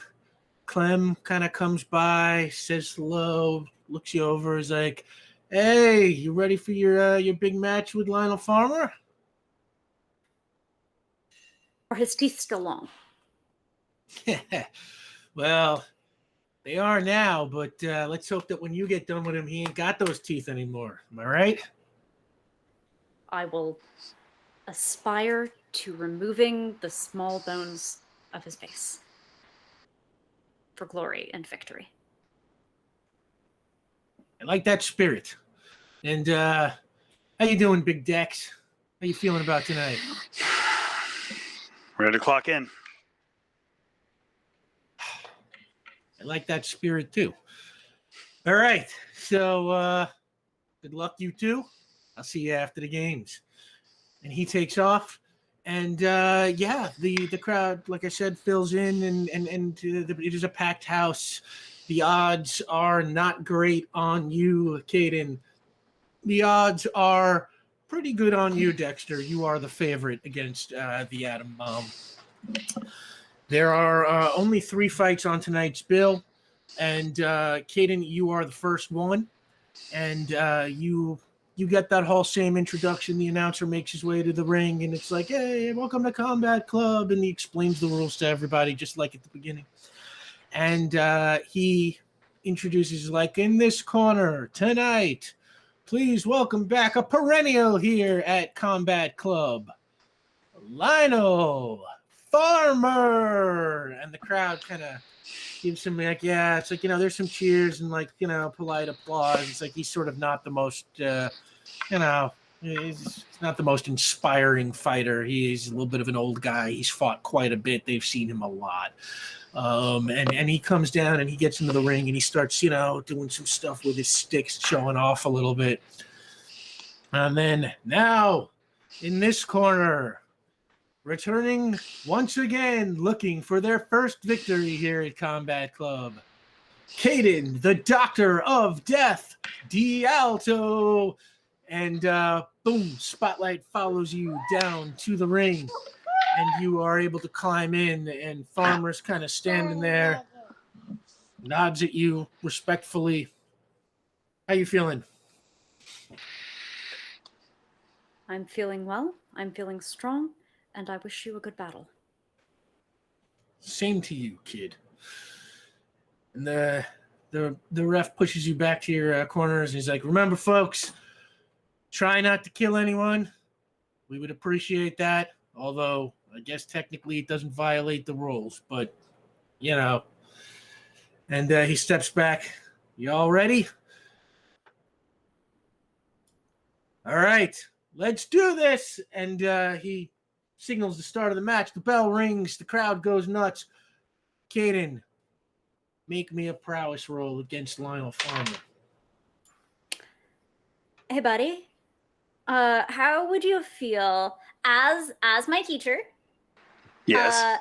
If I spent that point Take of it. community determination Take it. on the fight, because Take I it. haven't. How have I managed to be this not from around here and not given myself even a point of trouble all evening? We're the. Yeah, oh my God. You probably did a couple of not from around here things that should have counted, but we didn't call them. we didn't call them. Man, and I did that all on purpose just so you would have to do that. And then, yeah, that's really on me Good as much thing as it's on I you. don't have a reputation of playing the game mechanics super hard for power gaming and advantage, because I'd feel real silly right now if I were like that. I'm glad some of our other players are in chat right now, because this is a valuable lesson to them for their own games, to remember to call your troubles when you play them. But too late for Kaden. Okay, you're spending the point of community determination. Yes. What are you spending it on? I'm going to spend to add 2 to my roll. And What quality are you invoking? I think I am activating all work, no play, in that Kaden is not using any flourishes, but neither are they approaching this fight for once braggadociously. They aren't doing it with certainty that they are going to win. They're circling, they're watching and confirming that Lionel comes in the ways that Dexter has coached them, the ways that they have trained for. They're approaching this finally the way that they really do approach this kind of fighting work. I like that. I was curious to see what you're going to do there, but I like that. That ties it all together very nicely. So yeah, what is your role with the +2? Oh, let's find out. Die, please don't betray me. I promise. I'm not kidding. It's a narrative die. This die has been weird all night. It's been weird all night. Oh my, no. People gonna be thinking I'm rolling weird fucking narrative cheaty dice. What's total? Let's see. 2 plus 3 plus 11. Okay. Good die. Oh gosh, wow. Cool. Hey, come on. Lionel Farmer is tougher than the Swagger was, but that is still a moderate success. So this is a long, brutal fight. The two of you pound away on each other with those sticks, and there's some other stuff in there. By the way, Dexter, if you want us to have security down there to get those members of the crowd away from you, you just let us know. I'm trying, man. Dexter's being swarmed by the crowd. He's very popular. Anytime she sees dice, she goes nuts. She just loves. After loves my playing own with dice. heart. Oh Yeah. my god! I know. I was like complaining about it the other day to my wife, and she's like, she wants to play with your dice. Why are you complaining about this? I don't think there's a single person here or watching that cannot relate to that. So yeah, this one is gonna leave its mark on you. You know, it goes. Let's say these fights are 8 rounds, and this one goes the full 8 rounds, and it is utterly brutal. But right there at the end, yeah, you just get to land a shot to the side of the head, and just like Dexter coached you, you play that move, yep, exactly around, and it hit Lionel Farmer on the other side, and he just, it's like slow motion, like a Rocky movie, just kind of falls, and boom. The sound of him hitting the mat just echoes throughout the entire theater, and the crowd just like jumps to their feet. Everybody's shocked, and the ref comes in there and counts 2, 3, 4, 5, 6, and Farmer kind of puts his hands down on the mat. 7, 8. He kind of tries getting to one knee. 9, and it looks like he's about to get up. And then just as he's pushing himself up, slips again and falls back down. 10, and the bells ring, and the ref kind of runs over and he grabs your arm and he picks it up. He's like, ladies and gentlemen, by a knockout, securing their first victory of their career at Combat Club, Kaden, the Doctor of Death, D'Alto, and the crowd just screaming, going crazy. A lot of people just lost money on this because nobody was expecting you to come out in the form you were in tonight. Dexter is not shy about his feelings here. This is the loudest he has cheered for anything certainly you have seen or anybody in here has seen. And then second of that, Eddie will feel pride as a free action. Oh man, yeah, I'm feeling this. Oh my god, if you hadn't won that role, I would feel so guilty right now. And you are, helped back to the backstage area as the second fight begins. You two want to talk about anything, do anything, between the two fights? I mean, Dexter's going to pull a Pat Barry and just go up and just say, I knew you had it. You had it. You had it from moment one. You had this. I did the footwork you instructed me. The footwork was there. You took too many shots to the head. We're going to work on that. But everything else was good. Everything else you got in. If you're ready, you stayed inside. Yeah, you got the Floretti. You got everything down. You got this. And then there's a beat, and then just a big hug. I'm beginning to enjoy this. Good. Go enjoy some ice, and then pat you on the shoulder. Yeah, and Dexter, it's your turn. While the two of you are while you're icing down your wounds and you're kind of getting amped up for the fight, second fight goes off, and then announcer announces your opponent, Adam the Atom Bomb Priscelli, and he makes his way down to the ring first, dances around, looking tough, looking like he's trained up for this one, and then they call Dexter Bell and lead you down the aisle. Do you think you have like entry music? Yeah, it would be "Sexy Boy" by Air. I love it. So yeah, they lead you down to "Sexy Boy" by Air, and you make your way to the ring, and Adam the Atom Bomb is standing there, and he just looks all business, looking at you, staring, just, you can read the tension in his face. And the ref gives his big, pre-match spiel, introducing you, going through the whole "there are no rules" kind of thing. Ask the two of you not to kill each other, and the bell rings. The crowd goes wild, as we can hear there in the background. Yep. And Dexter, give me a prowess roll against Adam the Atom Bomb for this fight. All right, let me just check my prowess here. Okay. Your prowess is Destroy him. That's a Glorious 9. victory. A lot of 9s 9. tonight. That was a lot of nines. Okay. Once again, a moderate success.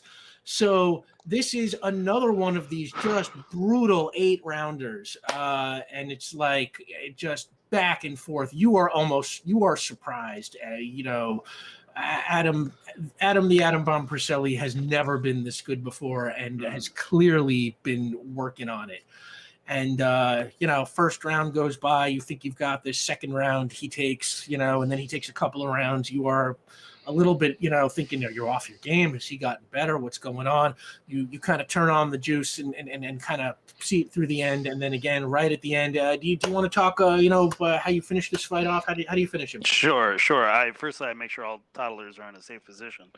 And then, I think this one is... Okay, yeah. So all throughout the fight, I've just been doing a very, as a quick jab, just a straight top-down strike. And I start it fast, and then as the rounds go on, I intentionally do it a little bit slower. And then towards the end of the fight, basically in the final setup, I go for it, probably the slowest I've done. I wait for him to go for a specific block, but before it's actually just a fake, I just fake it and then pass behind my hand here and then slash across the ribs and then do a thrusting strike into the top part of his, just where sternum ends. And that just takes the wind right out of him and he just drops to his knees. Yeah, he drops to his knees, and we're going to say, he is in so much just sharp pain, he actually just taps out of this one. And, crowd goes wild again. It's and ref grabs your hand, and he's like, well, folks, thank you for another great night at Combat Club. We will be back next week. And he explains whatever next week's extravaganza is. And it's you are exhausted, just like Kaden, just totally beaten up. And you make your way back to the backstage area where Kaden is still there waiting for you. Y'all want to talk about anything? Oh, I can't. I got 10 good more of these in me. Your victory was glorious. I saw all of the looks that you were giving him and the preparation to the feint. It was a many-piece tactical dance. Your work is beautiful. Yeah, thank you. He's tougher than me, but he's kind of dumb. So I had to lean on that. Oh God. And Clem Pasco walks in smoking a cigar. He's like, oh, fantastic. The both of you, just absolutely fantastic. I couldn't have asked for more. What a show. Dexter, can I talk to you in the hallway for a minute? Yeah, you can talk as you're counting out the purse for tonight. Of course. Always my favorite part of the night is rewarding my fighters. Just this way over here. And he starts to, he leads you out towards the hallway. Kaden, I'm going to make an awareness roll for you here. Oh, where'd that go? Okay. Kaden, you detect a little bit of nervousness in Clem's voice. But that's all. And Dexter, Clem leads you out into the hallway, and he shuts the door behind you. And he's like, I'm going to get that purse in just a minute, Dex. I'm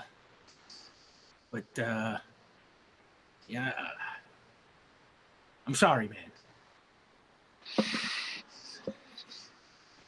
And as you are contemplating what that means, from sides of the hallway, two big, giant dudes in dark sunglasses and suits come kind of from one side.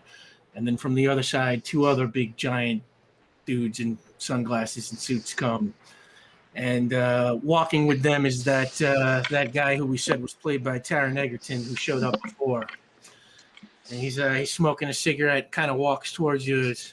Hey, told you we would meet again, Dexterville. And Surprised. indeed we have. You have a promising career as a psychic. You funny guy. You recognize me? You know me?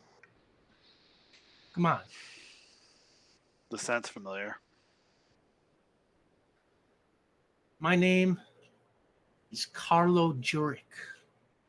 Yeah. You arrested my father in Ostrovia, General Ilya Jurek. You remember General Ilya Jurek? Yep.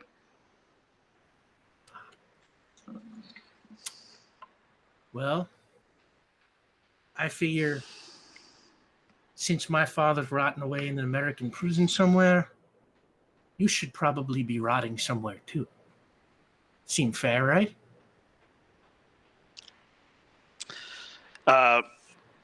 Slow nod as Dexter kind of looks around, looking at exits, looking numbers, looking at positioning. Just Make an trying to awareness catch roll. anything. Yeah. The fates have decided to give me a roll of 1, so that's a 6 total. This hallway has only got 2 exits, and they are both being blocked by those big giant guys in sunglasses. I would say you got a 1, and your awareness is a 5. So on a 6, you are able to pick up that these guys are armed, although none of them are actually holding their guns in hand at this point. They are, they've all got them in those kind of, shoulder holsters that you can, that obvious bulge is kind of right there. And Clem is just sort of like, well, I'm gonna let y'all handle this, and he kind of backs through the door. Kaden, you see Clem back into the room and shut the door and sort of stand there, takes a deep breath. Don't I have winnings as well? And he sort of turns, what? I understand that I was on the undercard, but surely I should follow Dexter, and you should give me my winnings as well. Why don't you make an awareness roll? This is a very narrative die. It doesn't like me much more than it likes Dexter. That was a 2 on the dice, plus my grand awareness, 3. So 5. And he's just, yeah, I do owe you some money, don't I? Don't you just wait here, and I will go get it. And he just walks off briskly in another direction, leaving you there. Dexter, let's head back to you for a second. Yeah, you are cornered. Carlo Jurek sort of walks up on you, and he kind of gets in your face a little bit, and he's just sort of like, now, I could just kill you right here. I mean, what better place to kill a man than a place that nobody would even want to admit that they visited, right? But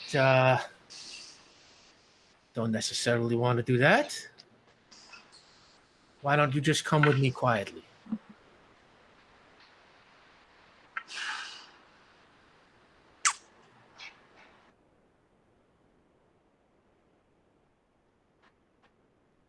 Yeah.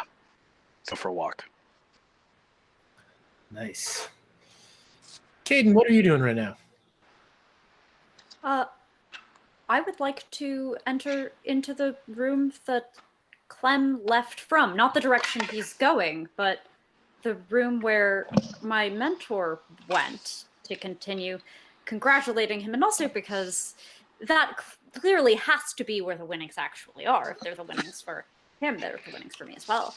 So if it's locked, I'll knock, but otherwise I would like to go in and join him.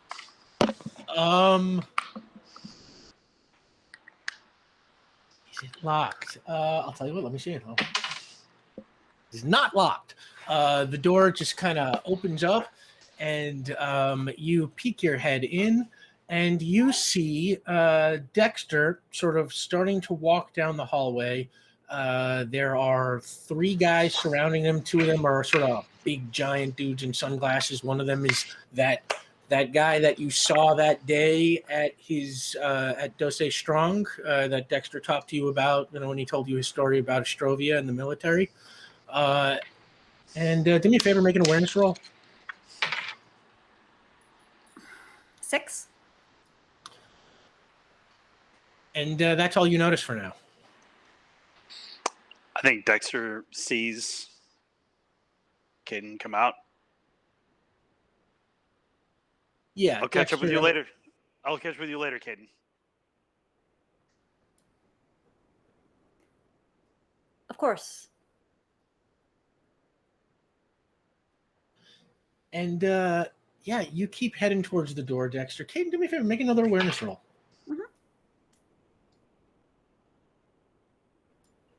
5. You don't really, yeah, you're a little weirded out by his "I'll catch up with you later" and the presence of these guys, but you don't notice as sort of these two giant guys who were standing on the other side of the hallway kind of push past you, and one of them kind of like slams into you as he goes by. And as he goes into you, do me a favor, make another awareness roll. That's cocked. My friend, if you're waiting for awareness to give a successful check, I have terrible news for you. Not this day. What did you get? It's another 5. Another 5. Yeah. Okay. The die has ceased to be plot convenient. Yeah, but this guy's willpower is a lot less. So, than Carlo, Jurek, or Clem. So, as he goes by, you are still fairly indifferent to what is going on here, assuming that this is just some Earth thing that you don't understand, with Dexter suddenly leaving with a bunch of weird dudes in dark suits. But as he goes by, told me to run away from. yeah, as you go by, this guy goes by and slams you into the wall. You feel his gun brush against you.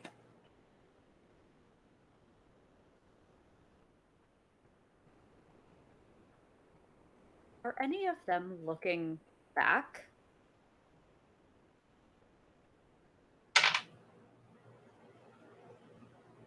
Make a willpower roll. It's as good as my awareness. Did you know that? Oh yeah. Okay, 9. Max die. No, you are sort of quiet enough after they push you into the wall. You hold your tongue. You don't say anything. You don't move. You just let them go by, and they just don't, pay you no mind at all. They just keep on walking. So no, nobody's looking at you.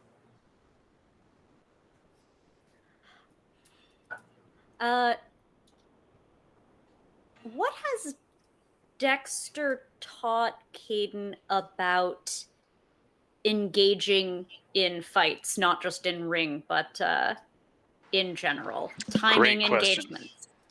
Dexter? Conditions of engagement, spaces, because there are 2 people versus, 5 in a hallway. There are weapons. What have we talked about in terms of actual practical street combat? Yeah, I think so. What Dexter's probably said to you is, it's probably in the form of, probably at the end of a training session, he said something like, fighting for sport, for training, it's a controlled environment. There's rules. It's a contract you enter into, a set of parameters. All those go out all those go out the window when you're in the world fighting. The third person in the fight with you is the setting. And understand that. The person who understands that and understands space management the best is probably the one who's going to win. And it goes back to what I was saying about a force multiplier. You hit somebody with a stick once, that's just a 1-to-1 level of force. You hit someone with a stick and knock them into a fire extinguisher cabinet, or you trip them up so that their buddy has to help them up, then you've multiplied your force. The people who can be a force multiplier in a real life environment are the ones who usually win it. Something like that. Multiplication of force. No one looks behind, and Kaden will drop to the ground. And I'd like to make a power roll. What are you trying to do? A low to mid-level earthquake. You ripple the ground.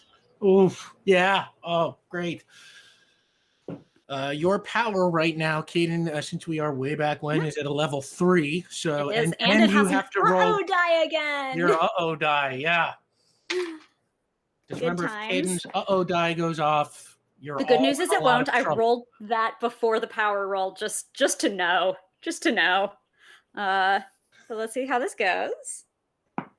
Hey, all right, cool. 5 + 3, 8. Okay.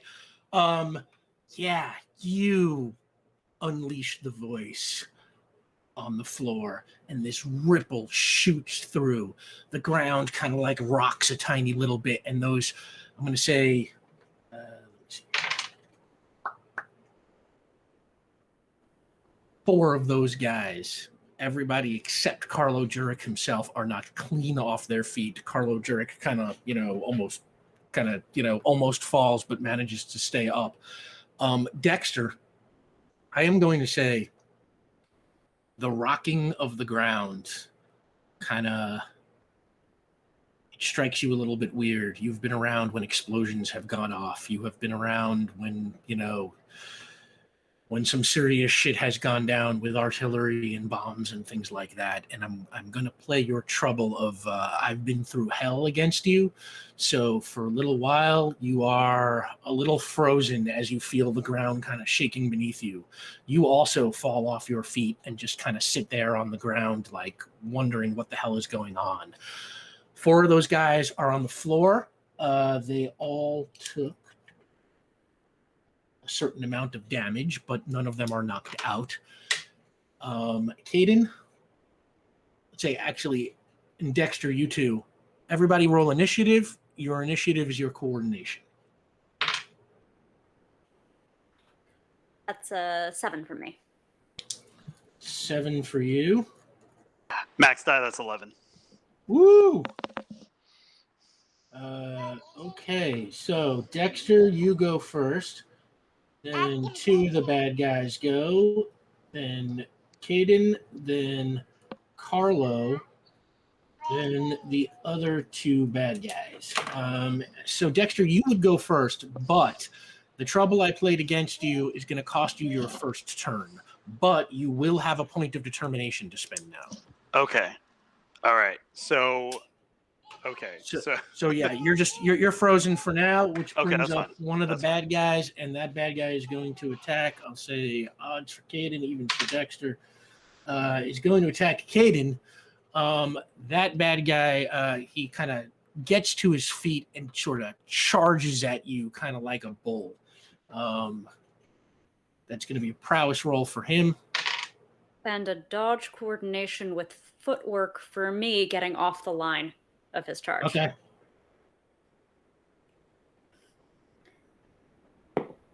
Seven.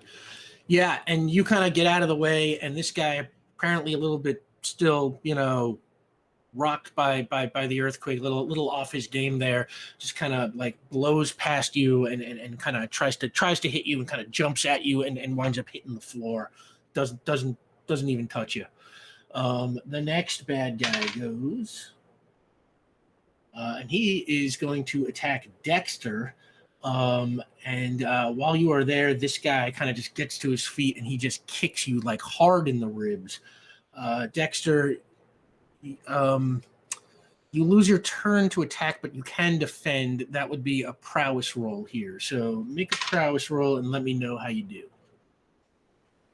Your prowess is 6. Max, so 12. Max die. 12. Okay. Wow. Yeah, he kicks you in the ribs, but this guy is apparently nothing compared to a seasoned fighting champion like yourself. And this kick it lands and you just, it's nothing to you. You're fine. So that brings up Kaden. It is your turn.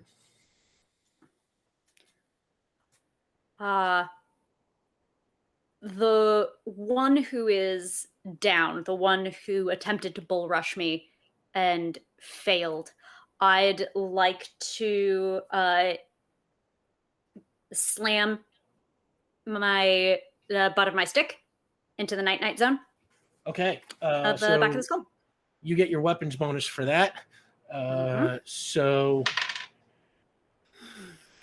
I sure did spend that point of community determination for a fight for. It's fine. Okay, that was a 5 on the narrative little die. Yay. 5 plus prowess plus weapon 9. 9. Okay, yeah, and you just slam that dude like right in the side of the head, and you plus the damage he took. There's a major success. So you do your full damage, which is you're fighting with the baton. Yeah, so with this one, that's 4. 4? Yeah, I think 4. Okay, so that guy, you. All right, that dude is unconscious. Which brings up Carlo Jurek. He pulls his gun out and fires down the hallway at you, Kaden. Oh, fucking A. 7. 7. He misses. The bullet sort of whizzes by your head, and Carlo is just sort of he's sort of super steamed, or just not very good at aiming, and it just even though you are not super far from him, he just completely misses. Which brings up one of the next henchmen, and the next henchman is going to attack.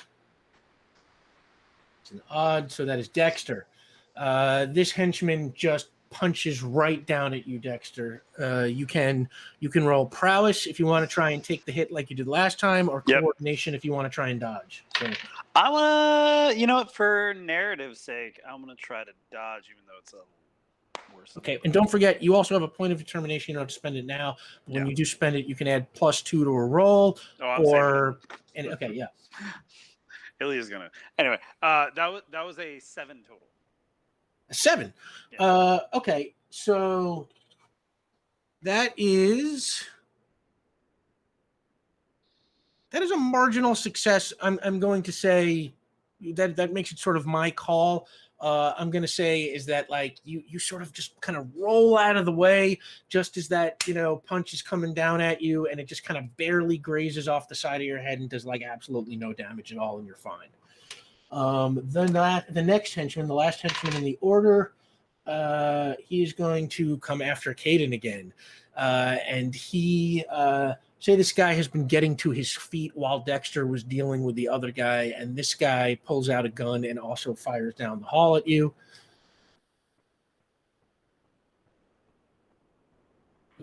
Max die, 10. Oh yeah, he misses by a mile. 10, yeah. Also, maybe just a bad marksman, maybe just thrown from that earthquake before. Maybe I'm just that good, Rick. Come on. Anything's possible, I suppose. Not that. That's not actually possible, but I live in hope. So that brings us back up to the top of the order. Dexter Vale, it is your turn. There are 2 henchmen and Carlo Jurek right kind of in your reach, and there are 2 guys who are further down the hallway, I don't know, maybe about 8 feet or so, who are closer to Kaden. All right. So it just makes the most sense to start with the people closest to me, since they're the ones who can neutralize me first, and I already know that they're armed. But you can't fire a gun if you can't move your hand. So, in terms of action economy, how many attacks do I get with this? Just the one on one person, or what can I do here? Yeah, you just get 1 attack on 1 person. All right. So guy nearest me, I'm literally just going to. I've still got my stick in my hand. I'm just gonna smack. Yeah. Hang on. What I will say is, your character has a +3 in martial arts. I do. Which you always add to your attacks if you're attacking with martial arts. But what that means is you can also do stunts with them. So you could try and do something like, I want to try and do some crazy martial arts move that knocks these 3 guys off their feet. You can use that means a stunt could be something to do something that normally you wouldn't do with your abilities. So like, I want to try and, kick something that, that falls on them or something like that, or anything you can think of that, might do more damage. That is within your range if you spend a point of determination to do it. But that's up to you. And I've got 1 point of determination banked currently. Yeah, just the one. Just the one. Okay. All right. I'm still gonna say, but can I do a stunt without the determination or no? No, you got to okay, spend the so. stunt to do this. Yeah. Okay. So what I think then what I'll do is just the jump next to me in a straight attack, but it's literally going for just I'm taking the hand. Okay. So +3 plus it's prowess, yeah? Prowess. So it's +9 to whatever your roll is, and you're attacking one of the henchmen with the guns, or you're attacking Carlo with his gun. Carlo. Okay. If they're all equidistant to me, then I'll go for Carlo first. Yeah, and I'm specifically trying to disarm. So it's total on the total roll value is 14. 14. Wow. 9 and 5, baby. Okay, that's a might be massive good. success, which means you easily knock the gun from Carlo's hands, but at the same time, you also, I'm going to say, you break that hand, and Cool. you deal. Let's see. You deal a good amount of damage to Carlo, and I'm going to say he kind of falls to the ground, gripping his hand and just screaming in pain. As a free action, can I kick his gun away? What? As a free action, can I kick his gun away? I'll say you can. Up to Yeah, you. sure. Okay. Movement is free. That one's like a borderline example, but given the situation we're in and how close quarters everything is, and the fact that you had a massive success, I'm going to say sure. I was going to say Millie was going to be very upset if I couldn't. We don't want that, certainly. So you kick that gun away. That brings up the next henchman. I'm going to say the henchman. You know what? I'm going to say the henchman, seeing his boss go down screaming, he puts his gun away and kind of throws himself over Carlo to protect him, using his turn to just sort of shield his boss. And that brings up you, Kaden, because you already knocked out the other henchman between you. Yes. I'm going to, having felt the location of the gun on the person of the man I knocked out, remove said gun and move up toward Carlo and the bodyguard, and not fire but aim. I'm pinning the pawn over the king, so it would be a revealed check. So roll prowess.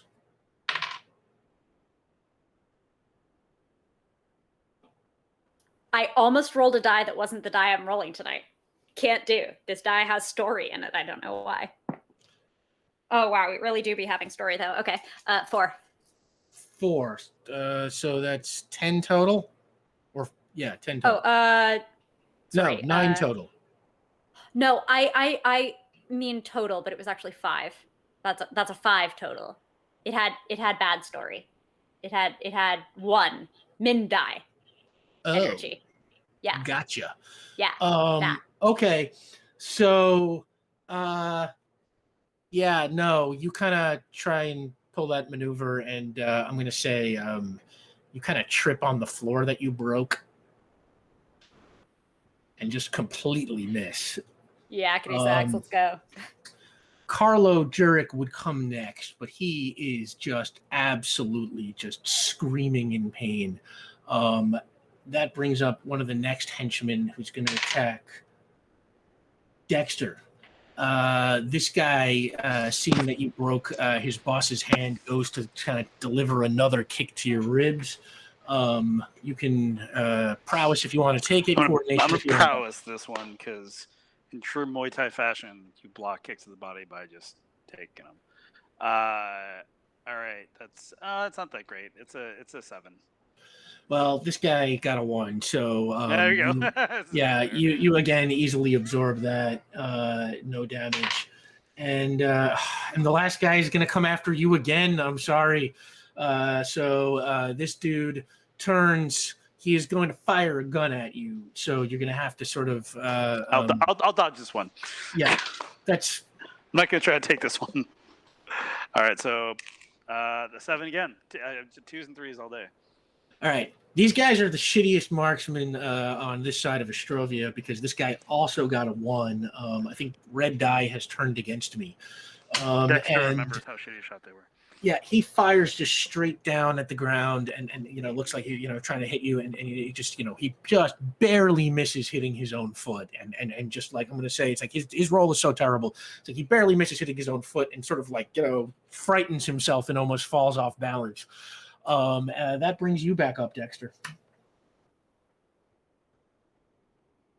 Apologies, my daughter dumped my dice. Okay, cool. So the guy, I feel the same way about my dice often. The guy who fired a gun at me is obviously needs to be dealt with. He's right next to you. Yeah. So I'm just gonna straight up attack. 3 plus 6. That's 12. 12. Yep. Ooh. Okay, but with 12, that is still a moderate success. This guy did really good, but still not good enough for 12. What was your attack? So it's it's pretty simple. I kind of just juke to one side as I come to another.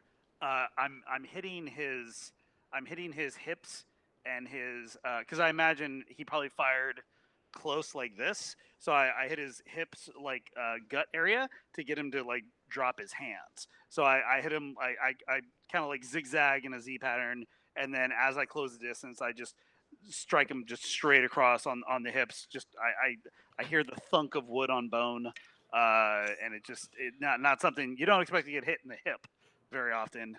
And this guy with the European low cut jeans, his top of the hip bone was just right there. I just went for it. Yeah, this dude is okay. Damaged. Boom. All right. He is also unconscious. I'm going to say Carlo is in too much pain to fight anymore. And those last 2 henchmen who are on their feet kind of look at each other. And they run and take off down the hallway and exit through that middle doorway, leaving Carlo and the 2 unconscious guys. What do you want to do?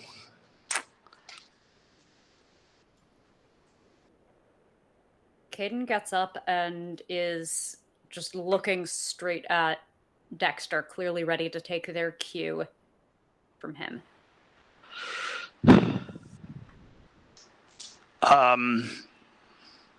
The earthquake.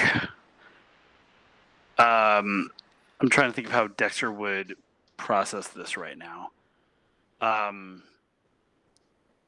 While he's processing, Carlo's like, if you let us go, I'll make you a rich man.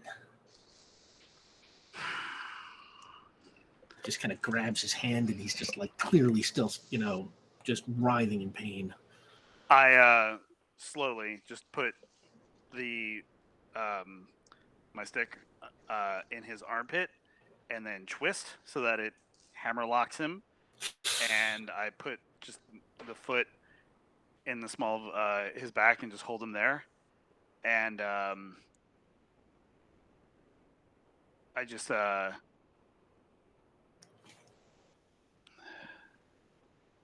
I look up and I say, "What do you think we should do, Doctor?"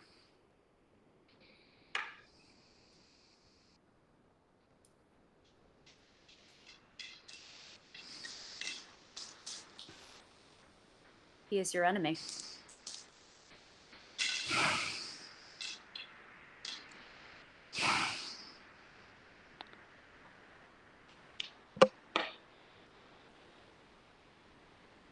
I want to get his phone off of him. Yeah, you know what? I won't even make you roll for that. He is essentially defenseless at this point, and you do find a phone in his inside pocket. I get down. That's my daughter. Good job, baby. Aww. I get down to his ear, and I just say, "We found your father off of things he left in the trash. I have your phone, which means I can find you or anyone in 48 hours. You know this. I'm not going to kill you. I'm going to ask that you leave here now and never come back. Make a willpower roll. Your willpower, is 6. Carlos' willpower. Carlos' All willpower. right. Can I have that die, baby? Thank you. And you still have that point of determination if you want. No need. Max die, so that's a 12 total. I've been rolling 2s and 3s all night, so I earned that one. Yeah. Carlos got a lot of willpower too, but that beats him. That is a moderate success, and he clearly gets the message. And he's just, I leave the country tonight. And on your way out, be sure to make a generous donation to the Children's Hospital. And he nods, and as he gets to his feet, he just kind of keeps nodding as he backs towards the door at the end of the hallway. And he hits the door, that exit that you were headed towards originally. He runs out, and those two kind of henchmen kind of follow him out with him, leaving the two of you alone. I look at a doctor, and I say,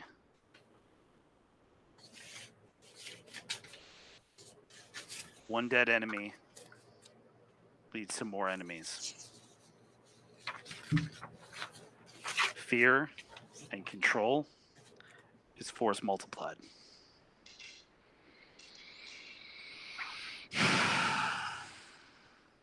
We should probably talk to Clem at some point. He betrayed you. He betrayed his own fear. He's a simple guy. They're dudes with submachine guns and shitty clothes. It's the outcome with the highest probability. I'm going to get my purse, and I'm done fighting here. As am I. But I would never do combat for so dishonorable a man. But I am not done training you.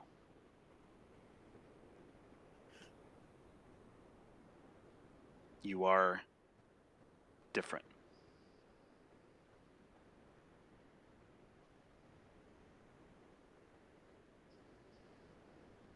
Dexter, if you were a warrior,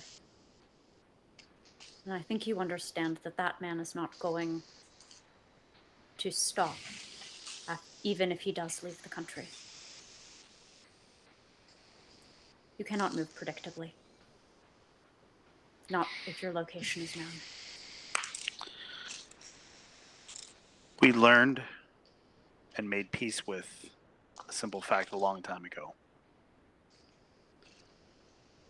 The result of our work is never going to be done. We're never going to stop feeling the effects of it. It will be with us in some form or another forever, or until at least I'm no longer here. I can't control that. I can't control what my opponent does. I can only control the space around me. And all that matters is what I do in this time, right now, in the space around me. So what I'm going to control is getting paid and then driving right down to the hospital and paying some more bills. That's direct action. That's effective action. And the rest is just noise. You will receive a physical exam while you are there. I insist. Yes, because ow. I agree. That was far too much after a combat that we already engaged in. And unless anybody has any last words to sum up, I'm going to say you do exactly that. You collect your money from Clem's assistant. Clem has left the premises. And you both head to the hospital. And Dexter, you turn your the purse you won directly over to the billing department. You get checked out, and the two of you go your separate ways. And Kaden, you are a little restless. Got a lot on your mind after everything that's happened, and you go for a long walk outside, and as you are heading back to the hospital, you hear somebody like, "No, stay, hey!" and you kind of look, and down the block across the street, you see Abigail Fripp, and she is fighting for her pocketbook with some guy who's trying to rip it out of her hands. And the dude kind of, pulls it away from her, and she kind of falls to the ground, and he kind of like kicks her a little bit, and he's just like, "Stay down!" And he starts running up the sidewalk towards your direction.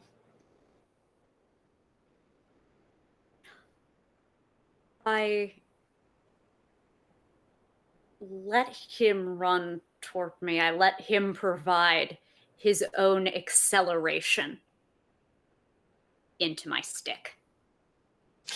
Do me a favor, give me a prowess roll. I would. Oh, Rick, I would love to. Come on, narrative die.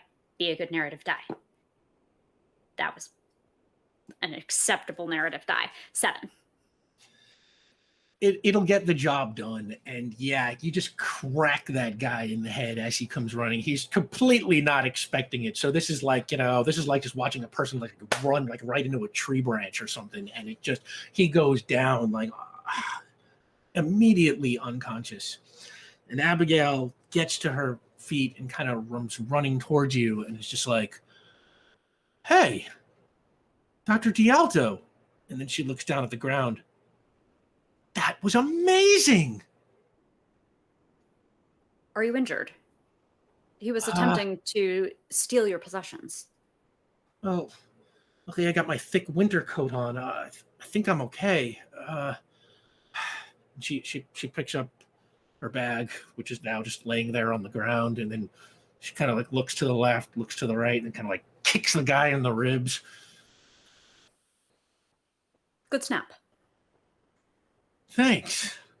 My understanding is that walking unescorted in these neighborhoods is often ill-advised. If you ever require an escort from the hospital in the evenings, please contact me. Well, I'm actually headed home right now. I just live over in Baronsdale Heights. I will walk with you. Come. Great. Let me come in and see the place. It's huge. I've been looking for a roommate. What is that? Well, my dad plays for the place. It's big. It's empty. Come on, I'll tell you all about it. And the two of you walk down the sidewalk together. Meanwhile, Dexter, you return to your apartment in Fort Trumbull. And when you get back there, sitting on the steps waiting for you, there is kind of an oldish silver-haired guy in a very nice tailored suit. Looks incredibly expensive. There's a general air of power about him in class. If I had to cast him, I would say he was Scott Bakula. And you actually recognize him. He is a famous industrialist named Jonathan Fripp, and you know him. This is like Warren Buffett being waiting for you on your steps. And Dexter Vale, am I right? Yes. Pardon us for being rude here, but it's been a bit of a night. How can we help you? Well, I don't want to take up a minute more of your time than I have to, and I promise this will be worth your while. He extends his hand. Jonathan Fripp, it's good to meet you. Dexter Vale, but you already know that. Well, it's a pleasure. I have been following your career. The underground fighting, the charity work, the military stuff. You are a very intriguing individual. And like I said, I'm not going to waste your time. I am here to make you an offer, sir. See, I need a man of your various talents to lead a project I am working on. It pays very handsomely. In fact, if you say yes to my offer, I am prepared right now, tonight, to put $10 million in a trust to pay bills for those kids that you've been watching over at Serrano Memorial. A lot more than you're ever going to win in any of those fights, I can tell you. It is a very, very dangerous assignment, though. One that requires a man with a soldier's instincts and a working knowledge of Astrovian culture. Would you like to hear more? We're listening. I'll tell you all about it. Why don't we go inside? Although I'm going to warn you, this is as secret gets. Can't tell anyone about it. You can't even tell anybody. Well, we're going to be leaving, and you can't tell anyone where you're going, I am afraid. Dexter looks back towards the path of where he thinks Dr. Kaden is and says, I'm good at keeping secrets, and looks back to you. Excellent. Because what we're doing is going to be extremely important. In fact, we're going to be saving the world. And on that, thank you so much, everybody. Oh my God. Thank you, everybody. Oh my goodness. This was great. We are just here at the ending. Let's say the sign. Let's give our sign offs here. Eddie Doty, let the good people know where they can find you. You can find me being an idiot on Twitter at Kirby.Matrix. When I do stream once or twice per year, it's over at twitch.tv/ZeroDork30. If you want to listen to my podcast about parenting, check out the Dadward Spiral on iTunes, Spotify, or Stitcher, and where else you can find podcasts. And that's got to be a good podcast because, as you can see, his kids love dice. This will probably come up in next week's episode, yes. So. Yeah, dude, Eddie, that was amazing. Oh my God, I would just watch you talking about fighting for 3 hours alone. Listen, I used to like try not to make it like entirely my brand, but screw it. I'm if that's what I'm here for, that's what I'm here for. I'm happy to do it. So. Yeah, no, you rock this, man. Sam Dlev. Amazing, as always. I am Sam Dlev. I have been Kaden D'Alto, definite human and always buddy of any character that Eddie Doty ever plays. Thank you very much. Pretty much. When I am not being an alien on here, you can find me being a humanoid throughout the Twitternet as a role-playing performer and variety streamer. My schedule for all that good stuff is available on my own Twitch, twitch.tv/Delevely, DELEVELY. Please catch Clear Skies tomorrow. We're doing a very special episode that I'm looking forward to. And I think I can probably post up a copy of the thing that I wrote in the QueueTimes Discord, but I will not be writing a novel. That's Omar's job. All right. I'll just be excitingly reading everything. Now we know what top tier for the next charity game is. So thank you so much, y'all. And thank you, everybody. I'm Rick Budd. You can find me on Twitter or Instagram at rbud913, or you can follow the show at Powerplay RPG. And I will be back here next week with Powerplay Origins Episode 2. And on that, the theater goes dark and the after credit sequence begins. We are in Belleville, Michigan, 2007.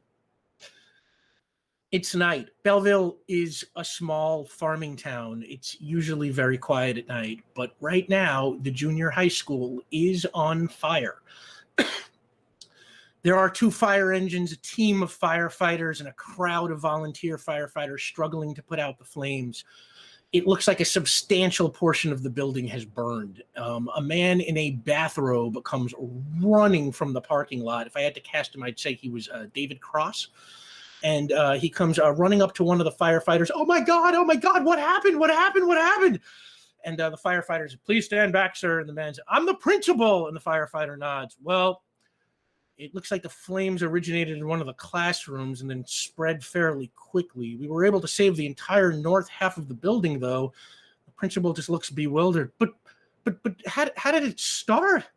And the firefighter shrugs and says, we don't know yet, but if I'd have to guess, I'd say someone did it intentionally. The principal says, who? And the firefighter's like, well, I couldn't say, but I'm sure the police are probably going to want to talk to you about that. Could be anyone, disgruntled teacher, troublemaking student. Can you think of anyone who might want to burn the schoolhouse down? And the principal's face hardens, and he says, actually, one of the students is a bit of a firebug. And the firefighter raises an eyebrow and says, do you have a name? And the principal says, Beckett. Tell the police to talk to Benny Beckett. And on that, we cut to black, and we will see you next week for Power Play Origins Benny Beckett, starring Caitlin Bruder, with special guests Laser Weber of the Double Clicks, Ravity Damse of Clear Skies, and Draconique of Infinite Horizons. Yeah. That will be same time, same place. We will see you right back here. Thank you so much for everything tonight, and thanks for playing with us. Good night.